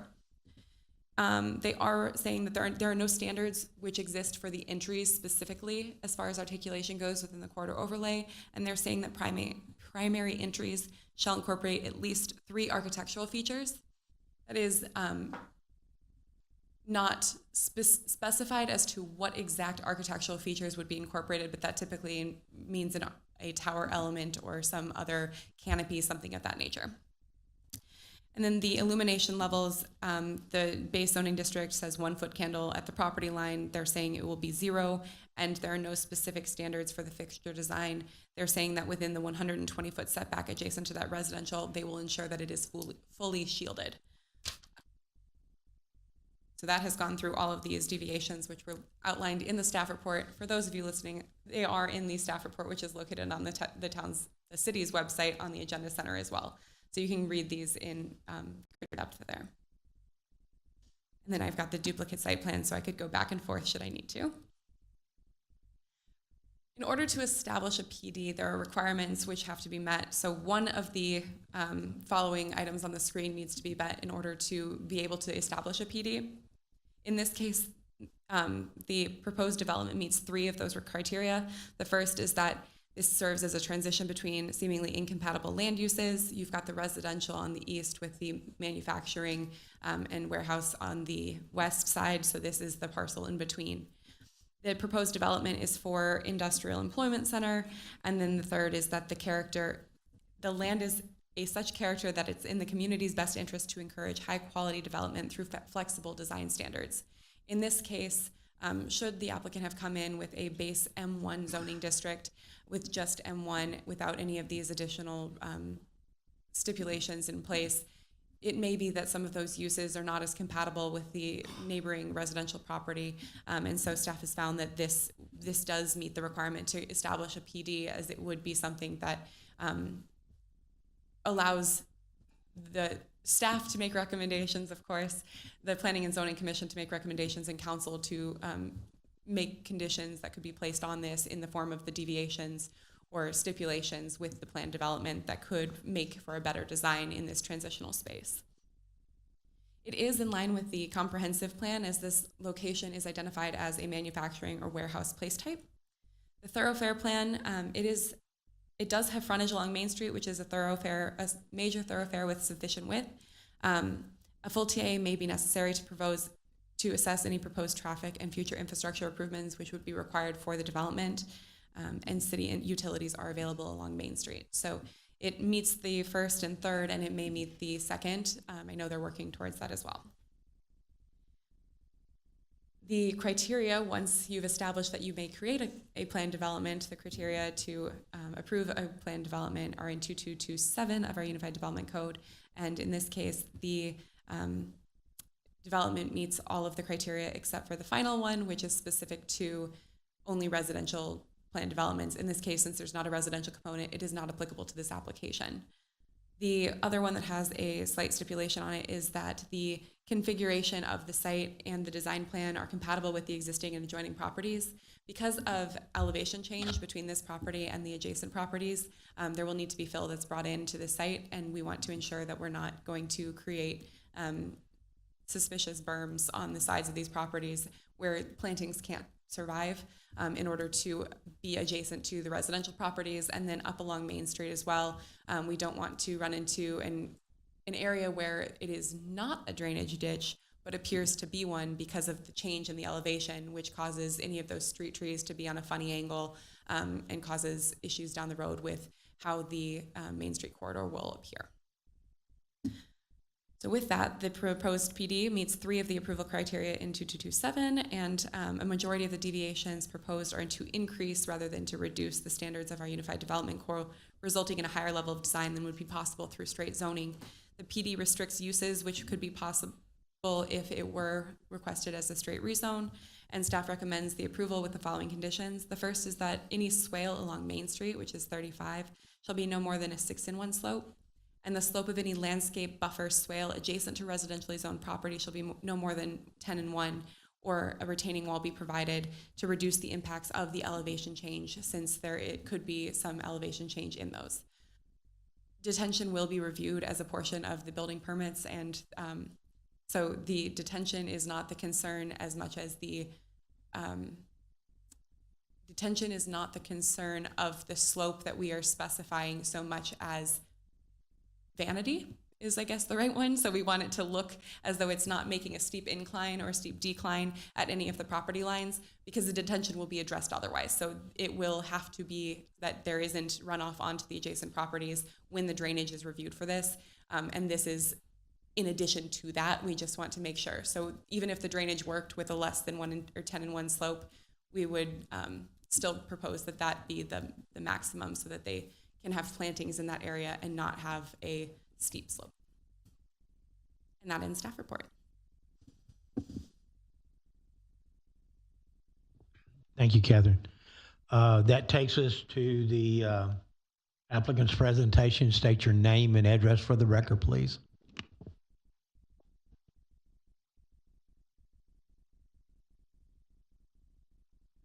The PC is locked. But my name is Ethan Harwell. I'm a planner with Kimley Horn and Associates. This is here with me is James Melody with Hanover Companies. I'll allow him to introduce himself. James is going to speak a little about Hanover and what they do, and then he'll turn back over to me to review some of the deviations that Katie was just discussing in the PD.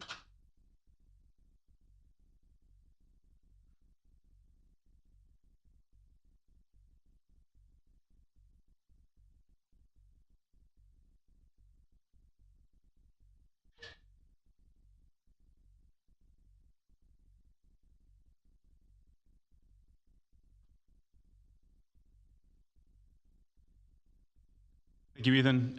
Thank you to the commission and to staff for getting us to this point. My name is James Melody. I'm with the Hanover Company, and I wanted to introduce our project.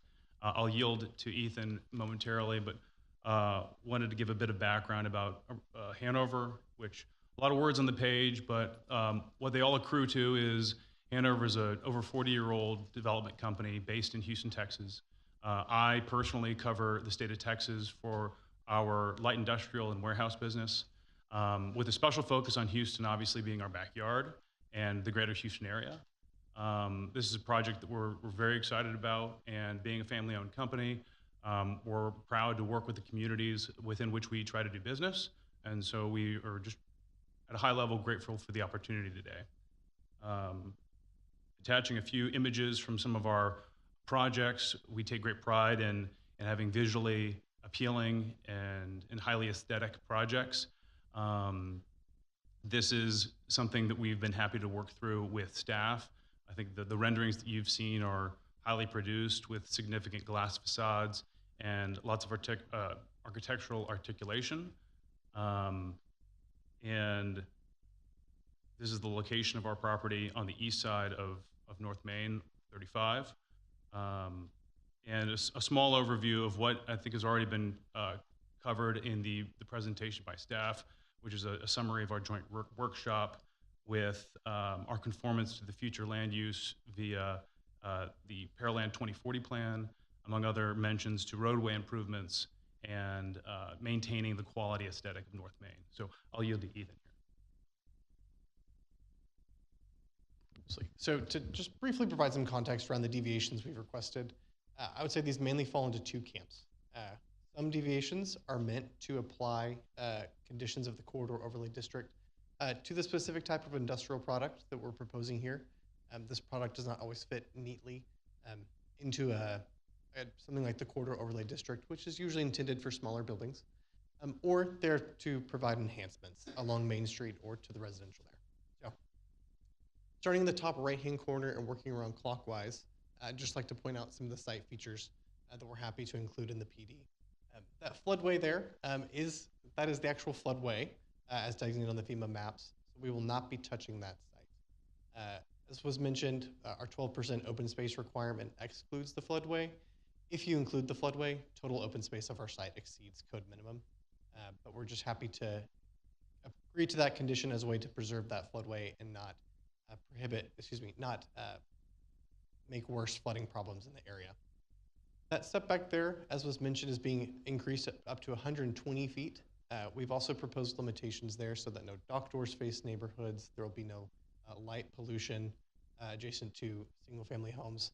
And the landscaping there, we provide 3 levels of landscaping: an evergreen shrub to block headlights, an ornamental tree like a crepe myrtle or a mountain laurel that will block a mid-level view there, and then shade trees that will grow to screen the rest of them.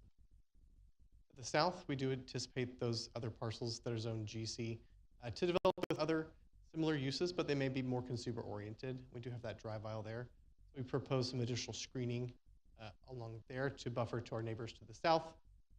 And then, as was mentioned, some deviations to the North Main Street landscaping standards have been proposed. Those are really to prevent overcrowding of plantings there and to maintain the aesthetic that is already there. Today, you have a very traditional style of planting with crepe myrtles every so often. What we propose is to provide shade trees on our private property between those crepe myrtles to contribute to that pattern there. If we provided additional ornamental trees, what you'd end up there may be an overcrowded landscape. And then, as also was mentioned, the facades that face North Main are going to have enhanced architectural standards. This is really where most of our tweaks are about adjusting those corridor overlay standards to the building type that is proposed here. If we applied the corridor overlay standards directly, you would actually end up with a lot of articulation that may be visually unappealing. So what we propose is something slightly less that's actually more in tune with the scale and style, but still breaks up that facade into visual chunks, I'll call them, so that it does not appear so large or looming. The facade will have depth, as you'll see in our renderings here. Much of our landscape standards incorporate existing plantings as much as possible. Those plantings are mature. We know those plants are happy where they're at, and they are already providing screening or some aesthetic benefit there. So, like I mentioned, along Main Street, our plantings will be in line with those crepe myrtles, so that we do not create an overcrowded landscape. And then those conditions that were attached to the PD ensure that we're creating a nice, smooth transition up from the right-of-way into our site. And then the photo in the top left is an image of the existing tree line along the property boundary with the residential properties. All of that will remain, and we'll be providing additional plantings in addition to that. A concern in this part of Pearland is flooding. So I'd like to talk a little bit about existing drainage patterns and what we're going to be doing to address this. Today, the site is incredibly flat. All 29 acres of rainfall that falls on the site essentially pancakes out like you're pouring water on a table. Those arrows indicate that some will flow to Main Street and then others flow right into backyards and into that floodway. With the dry pond we propose, the site will be very subtly graded to capture all stormwater in inlets and culverts. It will be directed to a pond, and that pond will outfall onto Main Street where it flows to Clear Creek. No floodwaters, no increase in floodwaters will be forced onto adjacent residents, and we would actually expect this to improve flooding conditions in the area. This is the architecture we mentioned here. This is the rendering of the smaller building on the north side of the site. You can see the glazing there, spandrel glass, awnings. We have a menu of options we've listed in there that we can provide, menu of architectural feature options that we can provide around the entry, and additional discretion for the director to approve others if we so choose. And then you can see the articulation there as it runs down the facade. Every 50 feet, we have 1 foot of depth. That's complemented by decorative reveal patterns, color variations, and other aspects there. The elevation at the bottom of the slide here is an elevation Powers Brown prepared to illustrate what the facade will look like to the residential homes to the east. Again, this is going to be over 120 feet away, blocked from view by ornamental trees and shade trees. Those canopies will block the bulk of the view. But we just wanted to provide this to note that you have a similar level of articulation to those homes. The only entrances and exits proposed on that side of the building are emergency exits, no windows, and lighting will be kept at a very low level. You will have noticed we had two driveways, one off Main and one off Knapp. We are in the process of working with the Economic Development Corporation to develop a plan to improve Knapp Road. So our plan to improve Knapp Road will extend basically up to our property line before you get to Glenda. Right now you have 2 lanes on very narrow pavement. What we propose are two 11-foot lanes. What we propose is 3 12-foot lanes. That'll be 2 travel lanes with a center left-hand turn. With that will also come some illumination improvements at Main Street and Knapp to help with visibility there with the expanded roadway. So all in all, we are very excited to be here in Pearland, providing this site. It's been designated for this use for a long time. Happy to answer your questions you have. Okay, thank you. All right, that brings us to persons to wish to speak for or against, and I have a speaker's card from Amy Bright. Would you please address the podium and give your name and address for the record?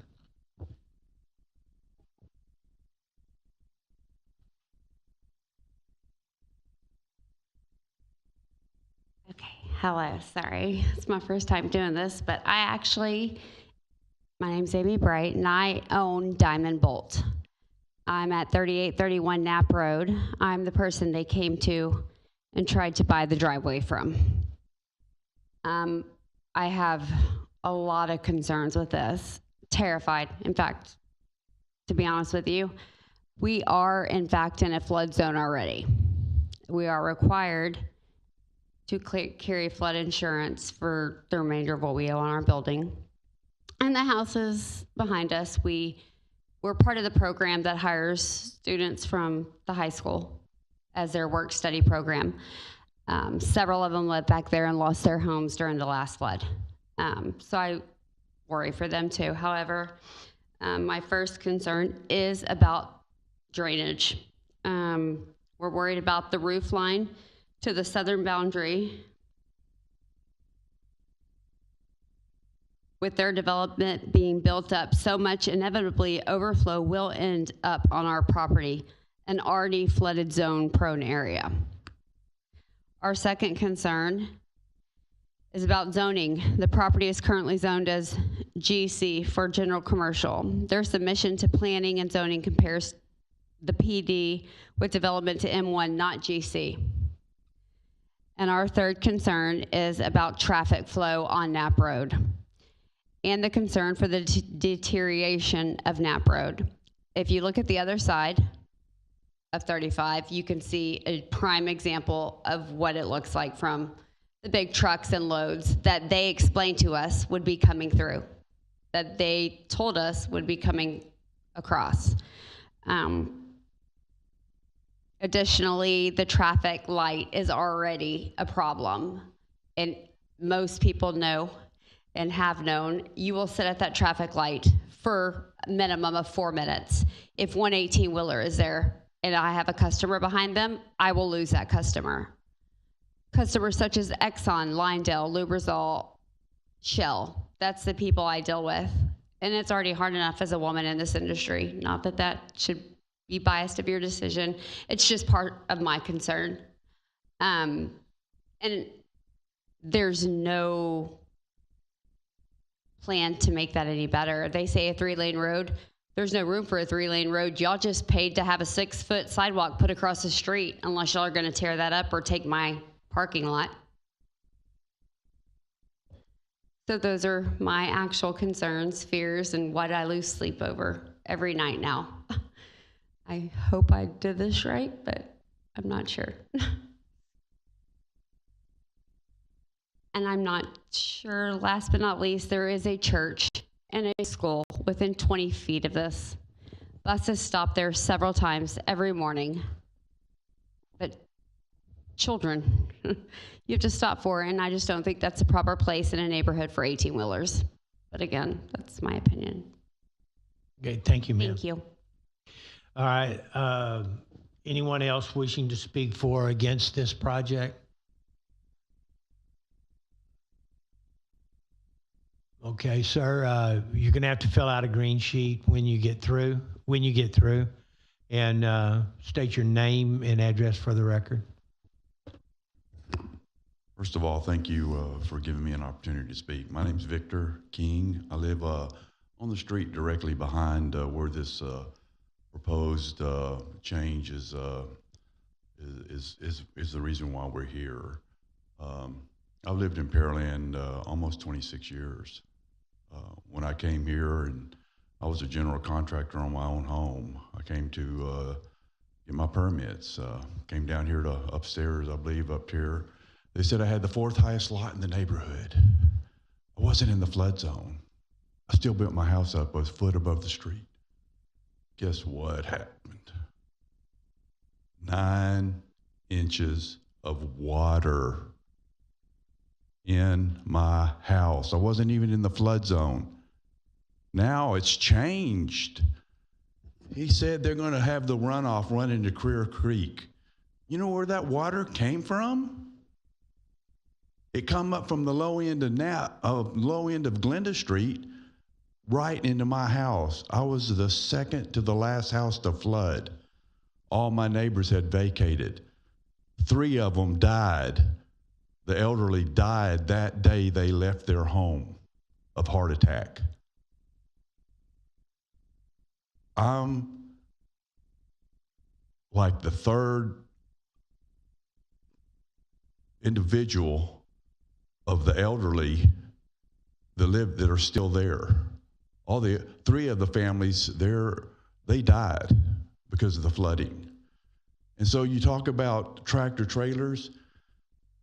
When you're sitting at a light and a diesel tractor comes by you, are you happy about it? Do you smell the fumes? I'm going to be smelling that. I'm going to be hearing that. I'm going to be seeing that. I'm not going to be able to sleep. Are you the mayor, Cole? Is the mayor here? Okay. When he was here, when they tried to put a pipe yard there, he said he wanted to change that. Years ago, they tried to put a pipe yard there. You talk about putting lipstick on a pig, you're just going to put another pig there that you can't put lipstick on. And when you have a problem with me sleeping because of diesel trucks rumbling in that yard and tractors being parked there and moved constantly, because they're going to have a pig truck there moving trailers. They're going to be running moving trailers. So you're going to increase pollution. You're going to increase runoff to the creek. You're going to increase the flooding of my home. You're going to increase, what if I want to sell my home? There goes the value of it. You're going to lower the lifestyle of that area and decrease the home values. You're getting tax dollars from citizens there, and you're going to decrease that for what? The quality of life? Something you can't put lipstick on? I'm totally against this. Appreciate you listening. Thank you, sir. Anyone else wishing to speak for or against this project? Seeing no one moving in that direction, I'm going to ask one more time, anyone wishing to speak for or against this? Okay, seeing none, that leads us to open this discussion up for commission. Commissioner Haskins. Thank you very much for the presentation and for the citizens that spoke. Appreciate it. Couple of questions. Is it designated floodway based on new maps? It is within the flood. Oh, go ahead. So it is in the floodway, that portion, and those maps were updated in 2020. So Okay, so it's relatively newer information. correct. Okay, and then regarding the road, and this is somewhat for either the presenters or the staff. Right of way, where are we getting the right of way for a 3-lane road?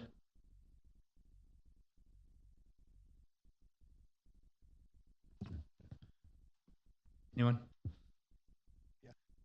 We can actually fit the roadway with, I'm looking to our civil engineering team here, we can fit the pavement within the existing right of way. Converting storm to, open ditch to storm drain? Yes, sir, it'll be curb and gutter. Okay. And then would the city, who would be funding the utility relocations and or the improvements at State Highway 35? We have a development agreement that we've negotiated that would have the developer fronting 10% of that cost, the city fronting 90% of the cost for Knapp Road improvements. At the completion of the project, the final 10% would be released back to the developer, just to make sure that our obligations are met and that the project is delivered in accordance with the agreement.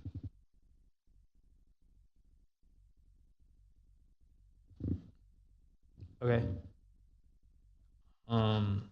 And that would be for the relocation of utilities and the construction of the road? The construction of the road and the associated stormwater infrastructure is the majority of the cost. I don't believe that any substantial utility relocation is going to be a part of that. Okay. That's all I have for right now.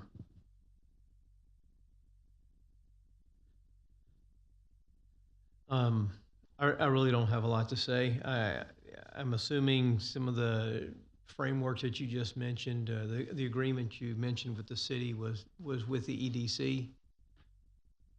I appreciate very much the EDC. I see you showed up there today. Thank you. Appreciate very much that they're working hard to bring in manufacturing or an M1 zoning. Putting their money where their mouth is. I appreciate that very much. I also appreciate this, even in the workshop, the buildings that you showed, and I remember in the workshop, the fault line was newly discovered. The floodway was something you were considering dealing with, and there was going to be a jockeying of the building, so I'm not surprised that you guys had to re-architecture, if that's a word, the building and the site plan.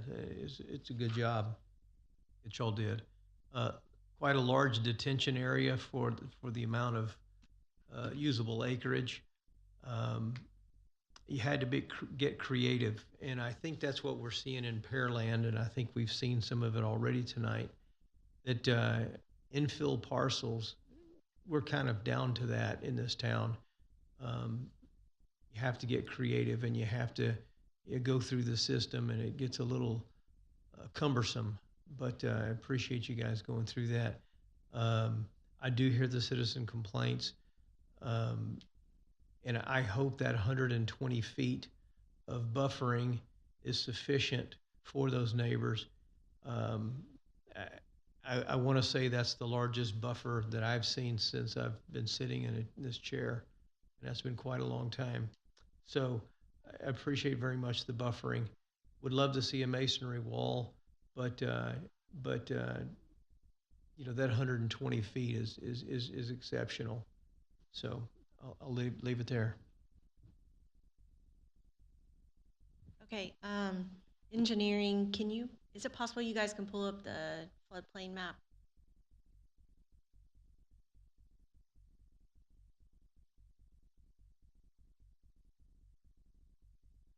Slowly, but yes. Okay, great. So while they're pulling that up, we, all of us up here, really respect that the people from City of Pearland come up here and you express your concerns. And one of the things that we hear a lot as a planning and zoning board is that these new developments are going to flood your property, that there's been history of flooding here on, I guess that would be Glenda Street. You have it on it? Okay.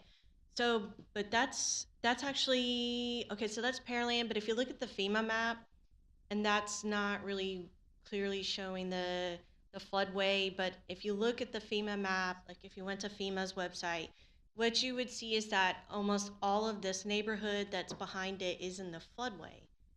And that's not if they develop this, that's not going to change the fact that you guys are in a floodway. And I know that Pearland, I served on the Drainage Bond Committee.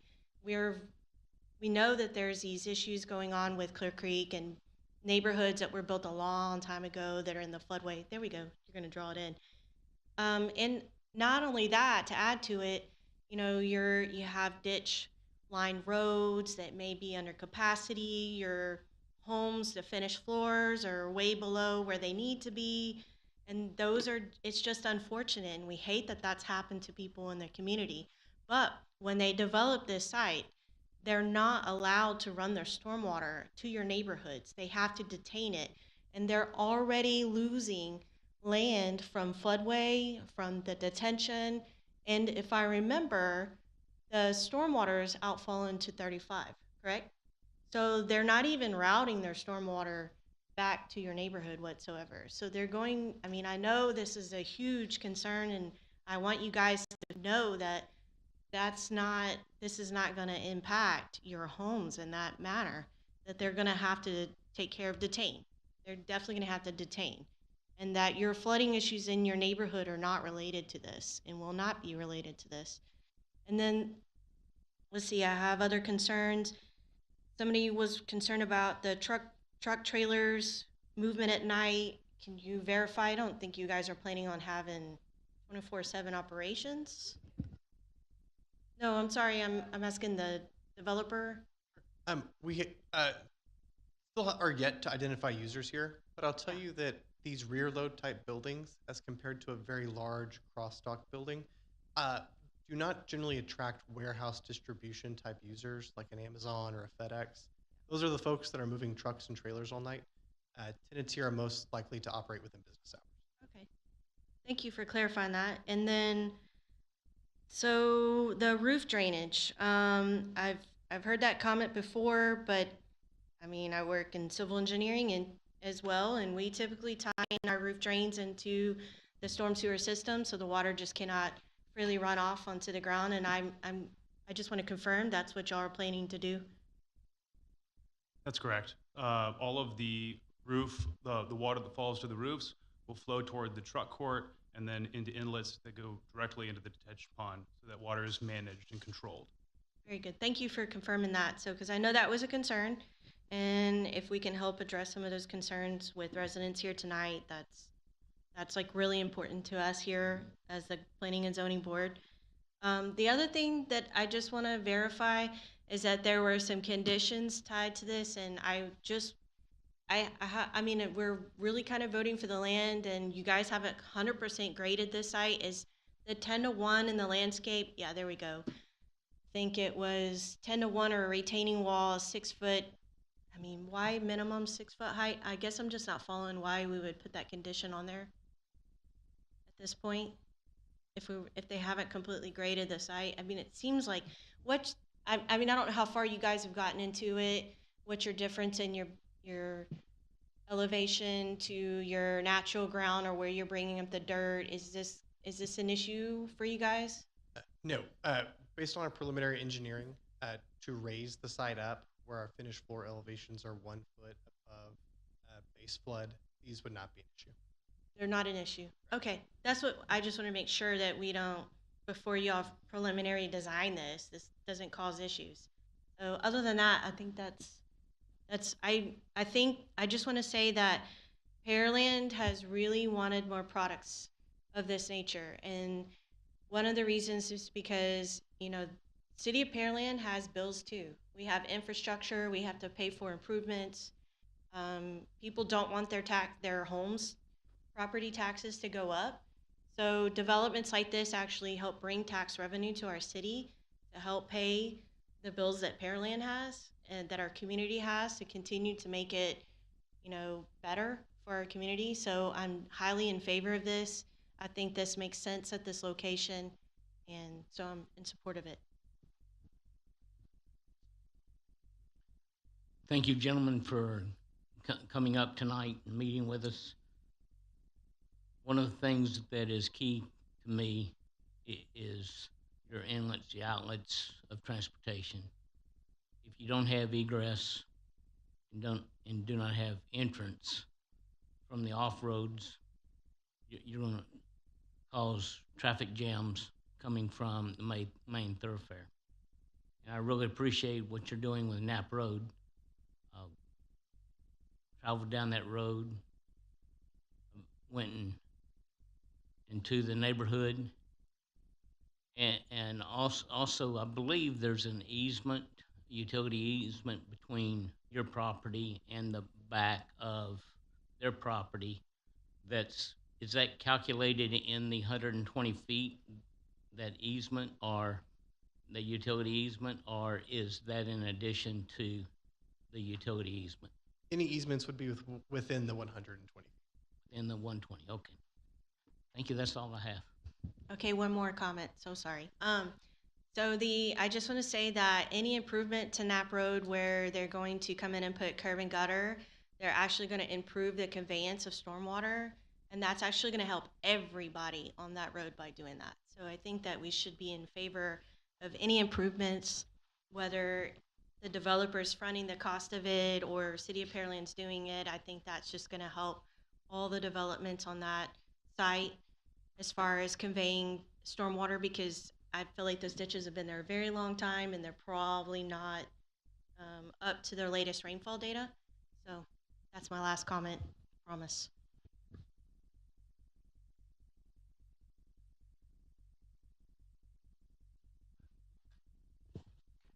Okay. There's nothing else that I can add to it. Everything that I wanted to have addressed has already been addressed by my fellow commissioners. So I'm going to move this. We need to have a motion and a second for the conditions. Can I get a motion and a second for the staff recommendation commission? I make a motion to approve staff recommendations. Can I get one more clarification on 2, and I will make that second. Can y'all pull up the layout really quick? And maybe just so I understand, because I was looking on Google Earth and I do see that the existing property is well below, I guess, the sidewalk elevation. So you're wanting to put that stipulation that it's 10-to-1 max or min? Maximum, so that it is a shallow slope that trees can be planted on. From where to where? Along the 30-foot landscape buffer behind the residential properties. So are you instituting that as a maximum or minimum? Maximum. So they can't go shallower? They can go shallower, they cannot go steeper. Okay. I've got it reversed, don't I? Yes.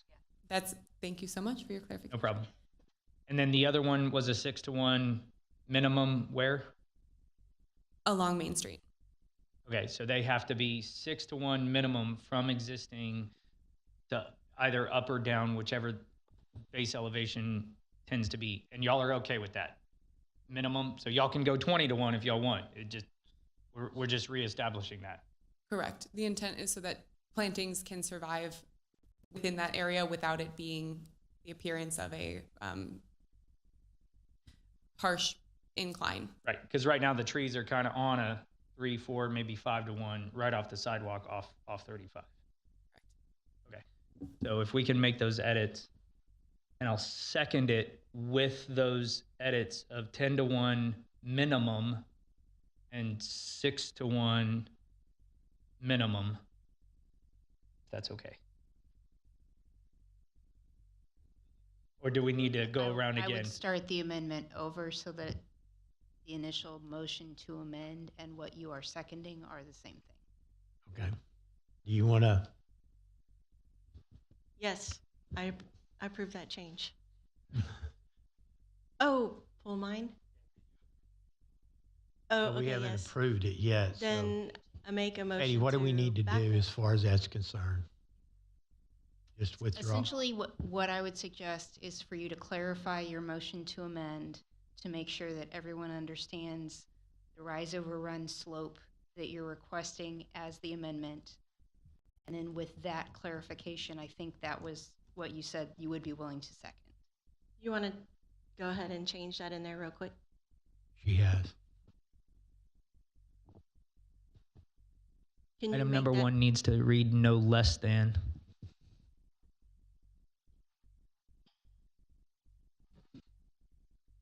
Thank you, ma'am.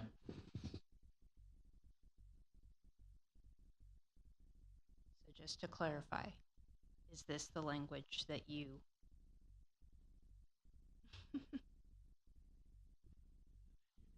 We good? Just to clarify, that correction corresponds to your understanding of the Yes. intent that was stated by staff. Yes. Okay, then with that, I would ask for clarification of your motion Okay. to amend, please. My motion to amend to follow what staff recommendation is now is just changed. So any swell along Main Street Highway 35 shall be no less than 6-to-1 slope, and then in parentheses in red, no steeper than. And number 2, the slope of any landscape buffer swell adjacent to residentially zoned properties shall be 10-to-1 minimum, or a retaining wall with a minimum height 6 feet shall be provided to reduce impacts of elevation change. Second. All right. I'm going to call for the vote. All those in favor, sign for the, for the amended motion, sign by raising your right hand. All those opposed, same sign. Passes 6-0. Now we're going to vote on the original motion that's been amended. All those in favor, sign by raising your right hand. All those opposed? Passes by 6-0. Thank you. Okay, that takes us to item 4, conditions and possible action zone change application, zone 2025-0454. A request by Alan Mueller, applicant on behalf of FM 529 Ventures LLC, owner, for approval of a zone change for 13.303 acres of land from general business GB district to planned development PD district to accommodate a proposed mixed-use development consisting of multifamily and general business components located at the southwest corner of Broadway Street and Oak Street, Pearland, Texas. Can I have a motion and a second for approval? Commissioner Haskins, motion to approve. Commissioner Henry, second. All right, that takes us to staff report. Thank you, Chair. And just a minor correction, southeast corner of Broadway Street and Oak Road. And so the applicant's intent is to develop maximum 315 multifamily units in 2 buildings on the southern 7.8 acres of land and a commercial development on the northern 4.09 acres, which will be shown in the later slides as we look at their design plan. The proposed amenities for the multifamily is an internal resident amenity center, courtyards, a dog park, and a walking trail around the detention for the site. And the proposed base zonings is the multifamily district for that southern portion, and then the general business district for the northern portion. And so the applicant had a joint workshop on September 8th, 2025, and roughly the same product was provided, same unit count in 2 buildings. There may be minor deviations with how the site was designed slightly, but generally same site plan, and general topics that were discussed at that meeting were compatibility of the use, traffic congestion with Broadway and Oak, existing multifamily and emergency related calls with those, configuration of the multifamily buildings, phasing for the development, design of the actual commercial property, amenities within the multifamily development, and the importance of landscaping and open space for the entire development. To date, staff has received 1 written comment, more a concern about increasing crime and traffic and destroying the wildlife on the property. So here we're going to look at the subject property is all within the general business district. And that same zoning is to the east and to the north, and then to the west is the neighborhood service with that purple zoning, and then all the brown to the south, and predominantly west is the multifamily with that brown zoning. And then the surrounding uses include apartments to the south and to the southwest and west, and then the future Pearland Asian Town Center, which is currently being developed, is to the north, and that's this big tract right here. And then it's largely a lot of other undeveloped land to the east and to the northwest. So in terms of the future land use plan, it's kind of split between the two, and this is a good demarcation for how you're going to see the site moving forward. That split is actually a pipeline easement, and so the northern portion is the commercial center place type, and then the south is the compact residential place type. And that same commercial center place type is all the properties along Broadway is essentially all commercial center. And then you also see to the south some urban living, as well as to the west, and then to the east is some more compact residential. And then here's just some images and descriptions showing the commercial center place type on the left and the compact residential on the right. And to note, the primary land uses within the compact residential are single-family detached homes, duplexes, and townhomes. It's a little history on the property. The northern portion, so north of the pipeline, was annexed into the city in 1995, and the southern portion was annexed in 1999. And the land has remained undeveloped and is currently not platted. And so here we get a first look at the design plan. Kind of that outlining of the properties is marking out what the base zoning is. So that brown outline is the multifamily zoning, relating back to that brown designation for MF. And then the reddish pink color is the general business base zoning district. So kind of breaking those two in the pipeline runs right through the property. And so the, as mentioned, the multifamily has 2 buildings broken out. As shown on the site plan, a number of amenities, which next slide will go into a little further because it'll be a little more zoomed in. It'll be the amenity plan, as well as the detention on the south side and surface parking serving the site. And then just to note, currently there's not an actual design plan for the general business portion. And so here we get a look at a mixture of landscape, open space, pedestrian, and amenity plan. And the next slide will be a little more zoomed in, but just to note the different buildings. So the most southern building is where the actual amenity center and kind of clubhouse would be. And that'll be also where the pool amenity will be with outdoor amenities. And then the courtyard beer garden, which you maybe remember from the joint workshop, is on that more northern building, and that'll be on the interior. And then the detention pond to the south also has a trail running around it. And there's a dog park kind of on this be more the northern portion of the detention pond. And then should be noted also that running through the site are connections. So they have a promenade, or like a green promenade in the middle, and they're proposing to have connections from the multifamily to the general business portion to kind of increase walkability and connections. And so there's a little more of an in-depth amenity plan, just showing things like the pool courtyard. Of course, it'll have a pool, but other things like outdoor kitchen, cabanas, outdoor activities like cornhole or table tennis.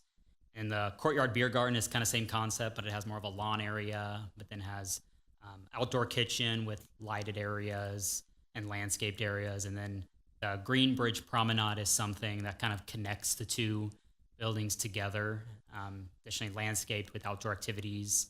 The detention pond, you can see the trail running around it with additional trees provided around that, with specific language in the code about level of trees to be provided. And the dog park over here also has amenities like benches, a vestibule, and like agility play equipment for dogs. And then also note there is covered parking on the site, kind of more along, this would be the eastern portion, and then in the middle here. And so moving to the fencing plan, you'll notice most of it's kind of a red dash line. That would be an ornamental perimeter fence that's 6 feet, an ornamental iron running around the property. And then kind of going a little closer, the detention pond has a 4 foot high fence, as it's probably gonna be a walled detention pond. So you need that fence there, just requirement generally of code. And then the pool, of course, have its fencing to meet any building requirements. And there's the gates for entrance. And so the actual entrances to the property will be the southernmost driveway, and that's where people will enter. And then the northernmost driveway, which is on the right-hand side of the image, will be the exit-only vehicular gate. And then also to note, there's some pedestrian gates provided. Of course, there's ones at the entrance gates so that people can get out and kind of walk, but also to enhance that walkability, there's one that will connect to the general business portion. And looking at the signage plan, there's some specific things about this that will be mentioned later in the deviations, but I'll go a little more specific here because you can see the images. But kind of going first, one of the unique things about this site is, since it's kind of far away on Oak Road, they're proposing to actually do an off-premise sign for the multifamily. And you'll actually, if you actually drove on Oak, you would notice both the multifamilies that are further back on Oak, they have their signs right in the median along Broadway. It's like, it's interesting because it's just two back-to-back multifamily signs and just kind of telling them that you go down this way to get to them. But they're proposing at the corner of Oak and Broadway to put the multifamily monument sign, and they're requesting the deviation will be to have it there instead of being on-site. They'll still meet the requirements for essentially the height and sign area of a normal multifamily sign, but they're requesting that to allow people to see it and be able to find their way there.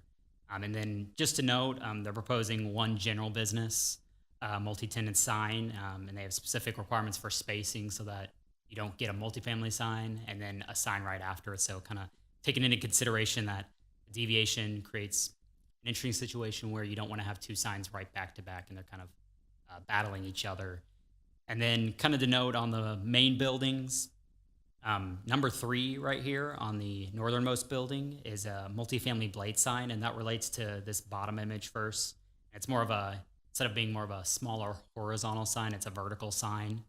And then number 4 here, as you notice, it's near the amenity area. So this is kind of the main sign, and that's this top sign. And these are kind of images to kind of create how it will potentially look in the end.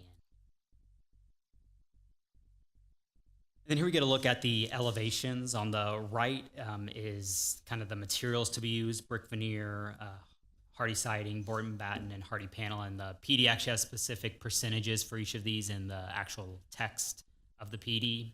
And so the top 2 images are if you were along Oak Road and kind of moving down it. So the top one is actually the northernmost building that doesn't have the amenity center, and then the middle one is with the amenity center. As you can tell on this first level, you can see where kind of it changes from being your normal apartments to being more looking like an amenity center. And then the bottom image is if you were standing either on Broadway Street or in the general business property, this is what you would see as like the northern elevation. And then here's a general representative rendering of what the general business product could look like in the end on the property, as the developer they're not set on a design yet, and that'll be kind of in a later phase, as mentioned during workshop. Kind of once they hit a certain area with the multifamily or a certain time, they are required to do the 5,000 square feet, but haven't set out a specific design yet. Kind of going through deviations just really quick. I kind of broke them out by slides by trying to break them into like-minded or similar deviations. So this first one's kind of more about coverage and density and the building height. And so with a urban style development, oftentimes the multifamily zoning district requirements do not allow for that. So like the maximum 40%, they're requesting a 70%, and that's typical of what we've seen in other urban style. The residential density, they're asking for an increase in that. Of course, for an urban style, you're going to have a greater density. And then for the multifamily building height, they're requesting to go from 35 feet to 55 feet to allow for a 4-story building. The next couple are in terms of common open space and some of the parking requirements. And so common open space is another common one we see with multifamily PDs. And typically the trade-off is, while they may be providing less, they're looking to provide higher quality of amenity areas. And so they note kind of the different areas that will be included in there, as well as they have very specific language as to what needs to be included in these amenity areas, so that when it comes time to actually regulate them, we ensure that they provide these things that they're saying are going to heighten these areas. And then in terms of the parking, the reduction, first off, is based off of what the applicant's kind of other products have seen, but also looking at some of the existing multifamilies that have come in for PDs and trying to make sure it's in line with those to try to balance parking and open space. And then in terms of signage, these are just kind of things that I'd previously mentioned. The deviation for the off-premise sign that's prohibited, but they're requesting to have it at the corner. The multi-tenant sign for the general business, they're requesting that the maximum size be allowed to go bigger, and this is because in order to not get multiple multi-tenant signs along Broadway, given that it's a bigger site, staff requested that they provide one sign just to kind of reduce down. We don't like to see a number of multi-tenant signs or even like individual business signs that kind of make the corridor even more packed with signs. So that's in effect trying to ensure that all their tenants have a space on the multi-tenant sign. And then the last one is for the blade sign. Our code really doesn't think about a vertical sign, a vertical blade sign. Typically, it's limited to 2 square feet, very small. The place where you see those is the Pearland Town Center. They have more blade signs, and those are typically very small signs that protrude from the building. This is not a concept that the UDC really thinks about, and so they're requesting that deviation to allow for that signage. And so looking at some of the criteria for establishing a planned development, staff found that the request met criterion 3 and criterion 7, which is that the land is proposed for development as a mixed-use development or a traditional neighborhood. And so with the general business and the multifamily, it meets that one. And then criterion 7 is that the land is of such a character that it is in the community's best interest to encourage high-quality development through flexible development standards. And so this property is actually, it's a part of the Broadway and Cullen Catalyst site as identified in the comprehensive plan. And the proposed PD will ensure that a high-quality development is accomplished on this site. It's looking at some of the review criteria. In terms of the future land use plan, the general business-based zoning is consistent with the commercial center place type. However, as noted in that compact residential place type, MF-based zoning would not be consistent because it's not one of those primary land uses of single-family detached, duplexes, or townhomes. In terms of the thoroughfare plan, the subject property has frontage along Broadway Street, which is a major thoroughfare to be widened, and Oak, which is a local street. And additionally, a traffic impact analysis will be required with the platting of the property to figure out if any additional traffic improvements are needed to the site. And in terms of utilities, the subject property has access to water and sewer. And so looking at the approval criteria for planned development, staff found the requests met 6 of the 7 fully, and then of course that comprehensive plan, it's a yes/no on that. And so staff has reviewed the proposed PD and found the requests generally met the approval criteria, and staff is in favor of the proposed deviations to the code. And while the multifamily-based zoning is not consistent with the compact residential place type, the MF zoning is compatible with the surrounding multifamily developments. And additionally, the proposed PD includes amenities for the residents and walkable connections to the future commercial uses, which encourages that mixed-use development criteria. And so therefore, staff recommends approval of the requested zone change to a planned development as presented. And that concludes staff's report. Thank you, Patrick. That takes us to this portion of applicant's presentation. Good evening. Alan Mueller, 1408 Bent Lake here in Pearland, 77581. Had a 30-minute presentation planned, but given that there's nobody in the audience, we'll skip past that. As far as I know, there's nobody here to speak on this topic. But again, I guess just a couple of general comments that we wanted to make, though, is that we really appreciated working with the staff through this process. I think we had a really good project when we came in for the workshop, and I'd say now it's a great project. We've been through 3 review cycles. Staff has spent a lot of time and a lot of thoughtful comments, and I think we've been able to respond to every single one of those. So we have a recommendation with no further comments, whatever the right term there is. And I think some of the components that we've added with the connectivity and that green bridge between the buildings and the connections into the general business and some of the commitments on the timing and the kind of the specificity that's really put into this PD, I think is very good. It's a very tight PD, but it's very fair. So I'll just conclude there and just say that the Modametis are here. They are the current owners of the property and the general business developers, and also David Adame with Alliance Residential, who would be doing the multifamily component. So I'll stop there, but we're happy to answer any further questions. Thank you, Alan. Okay, that takes us to persons wishing to speak for or against this project. Seeing no one moving in that direction, I'm going to ask one more time, persons wishing to speak for or against this project. Seeing none, we're going to move on to staff commissions and applicant discussion. You want to start it off? Yeah, I'll start off. Okay. Okay, thank you for the presentation. The product, I think the product looks really good, and it makes a lot of sense to have that here off of Broadway Street, and I like the amenities, and so I'm a yes.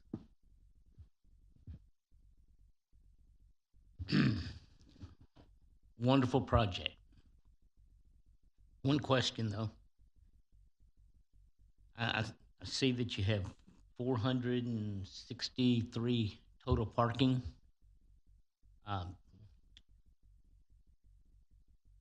If I go to Town Center, it's difficult in the commercial, residential, mixed area to find parking. Is the commercial going to be retail, or what type of commercial? And is 463 when you're 100% occupied?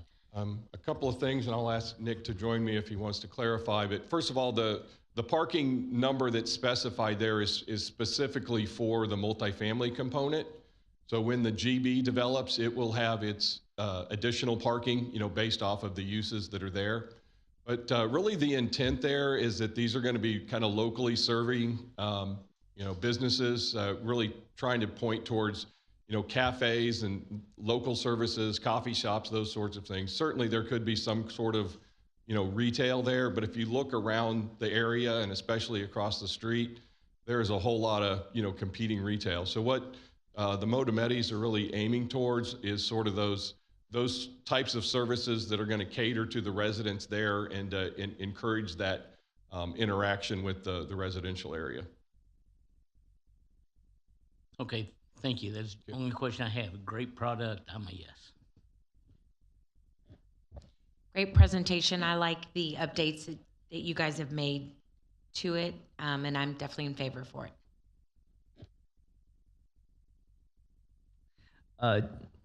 Thanks again, Mr. Mueller, bringing forth the client's product. Staff, great job. I know we have kicked this around, and I think we finally got something that we can move on. A couple of questions for staff. So across the street, I believe those parcels are being developed and are under construction, if I'm not mistaken. Those light commercial strip centers, I forget what's exactly going in there. It's my understanding that intersection is a little hard to get out of at any given time. Where are we on signalization? And I'll allow engineering to expand a little further. I know it's in the works. Of course, you also have TxDOT widening going on at the same time, but Francisco knows a little more about that than me, so I'll let him answer. Yeah, so traffic signal is warranted under existing conditions, and TxDOT is proposing a signal within the next couple of years. But with the TIA, it will temporarily mitigate any traffic associated with this addition. Okay, so we could get a temporary and then let TxDOT come through and widen it up to an ultimate? Depending on what the TIA comes back with, yes. Okay. Awesome. And then I saw in there improvements to Oak Road. Is that most likely because of the incoming development, or a combination of both of them? And what more can we are we gonna do to Oak Road? It looks like a boulevard section through there. So what would we be doing to Oak Road? Yeah, I may let the applicant, I know sidewalk is of course going to be provided because it's not currently there, but I'll let the applicant weigh in a little more. Yeah, anything that's in there related to Oak Road improvements is going to be the sidewalk, the landscaping, the fencing along Oak Road, not Oak Road itself, unless of course the TIA said there was some requirement, but we're not envisioning any pavement improvements to Oak Road. Okay, thank you. And we'll get the TIA back before we move forward with, I guess, the next step on the development. Yeah, so plating, that's when TI will come, or even if and they're planning to do the multifamily first currently, even if they were looking to do the multifamily at that time when they're doing permitting, they have to do the TIA. So multifamily can't go in or even get CO until we know, hey, you have to do improvements or you don't have to. So that'll have to occur before any people start using the site. Right. Okay. So again, I like it. I think that it works. I think we've come to a great product here. My only real concern is literally the intersection, and with the commercial tracks across the street being developed and more vehicles plus the homes behind it trying to get in and out.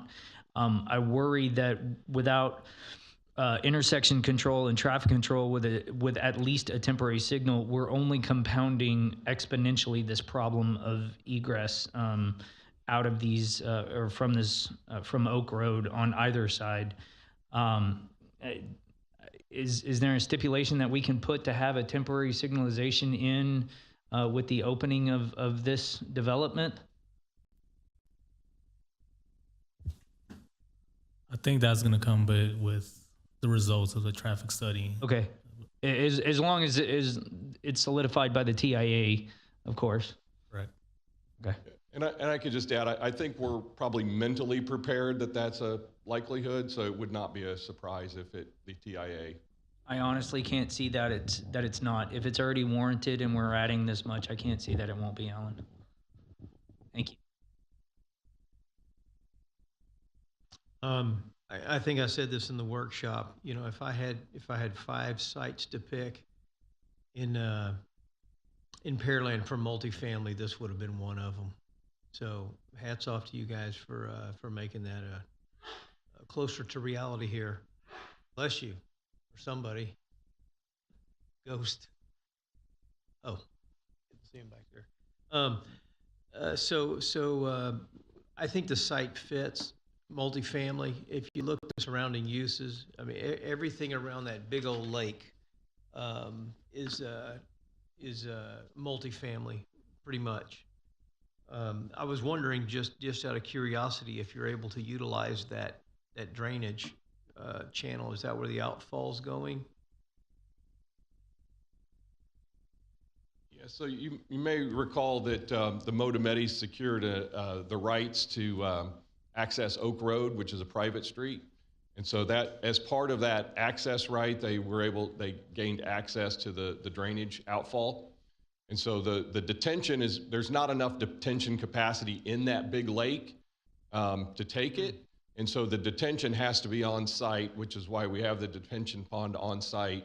And then it'll, be only pre-developed flow, rates can be released out to that lake. But that is the direction that it will go, but all of the detention would be on site. Got it. Just to add to that, partially correct, I guess. We've been in coordination with the engineer designing this, and it's being proposed to reroute to, I guess, Broadway in this case, to TxDOT, because detention pond doesn't have the sufficient capacity. It's a private detention pond as well.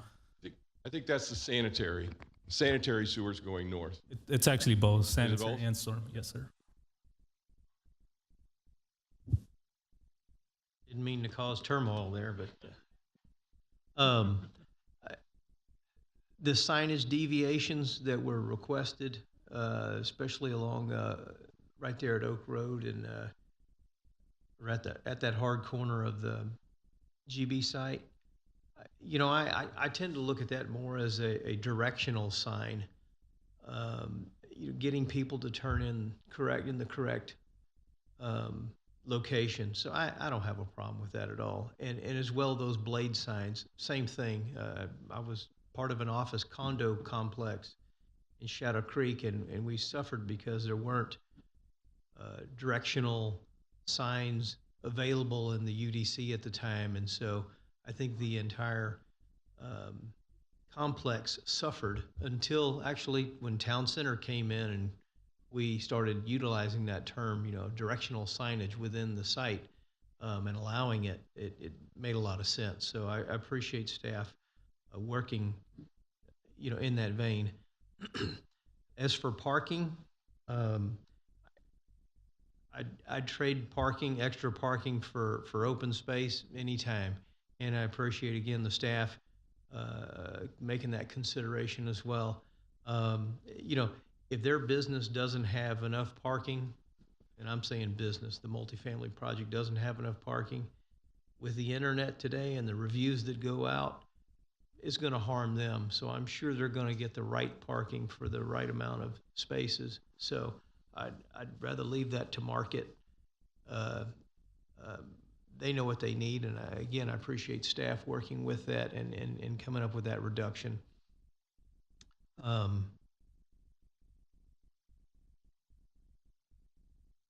The signage, I know the GB site has some signage criteria that was part of the variance. Does that match somewhat closely to across the street, the Asian Town Center signage, or is it going to? I think you guys stated, and I realize one is 4 acres and one's 13 or 20 something acres, so it's not apples and apples. So, just out of curiosity. Yes, I'll say this is a deviation that the allowance is 150 square feet.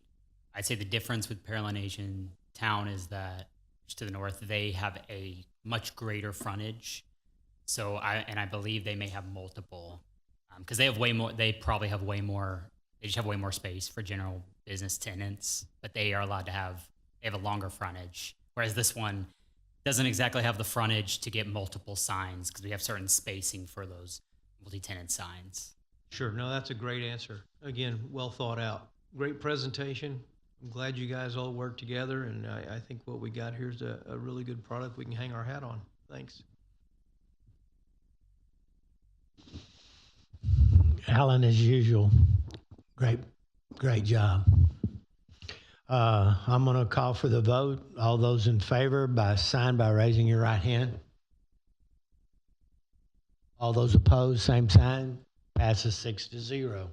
That takes us to discussion items, City Council update report. Thank you, Chair. So on the previous October 27th City Council agenda, there was one zone change that y'all had previously saw. That was that R1 to neighborhood services request.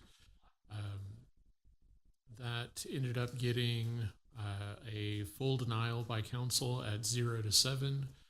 They generally talked about traffic generation, about y'all's recommendation, about the potential site planning, and the nuisances from the Walmart site. But again, with all of that said, I did end up getting denied by council, which matched y'all's recommendation. So that does it for the roundup, but I do want to take a quick personal moment. We do have 2 new planning staff members above me to my right, or over my right shoulder.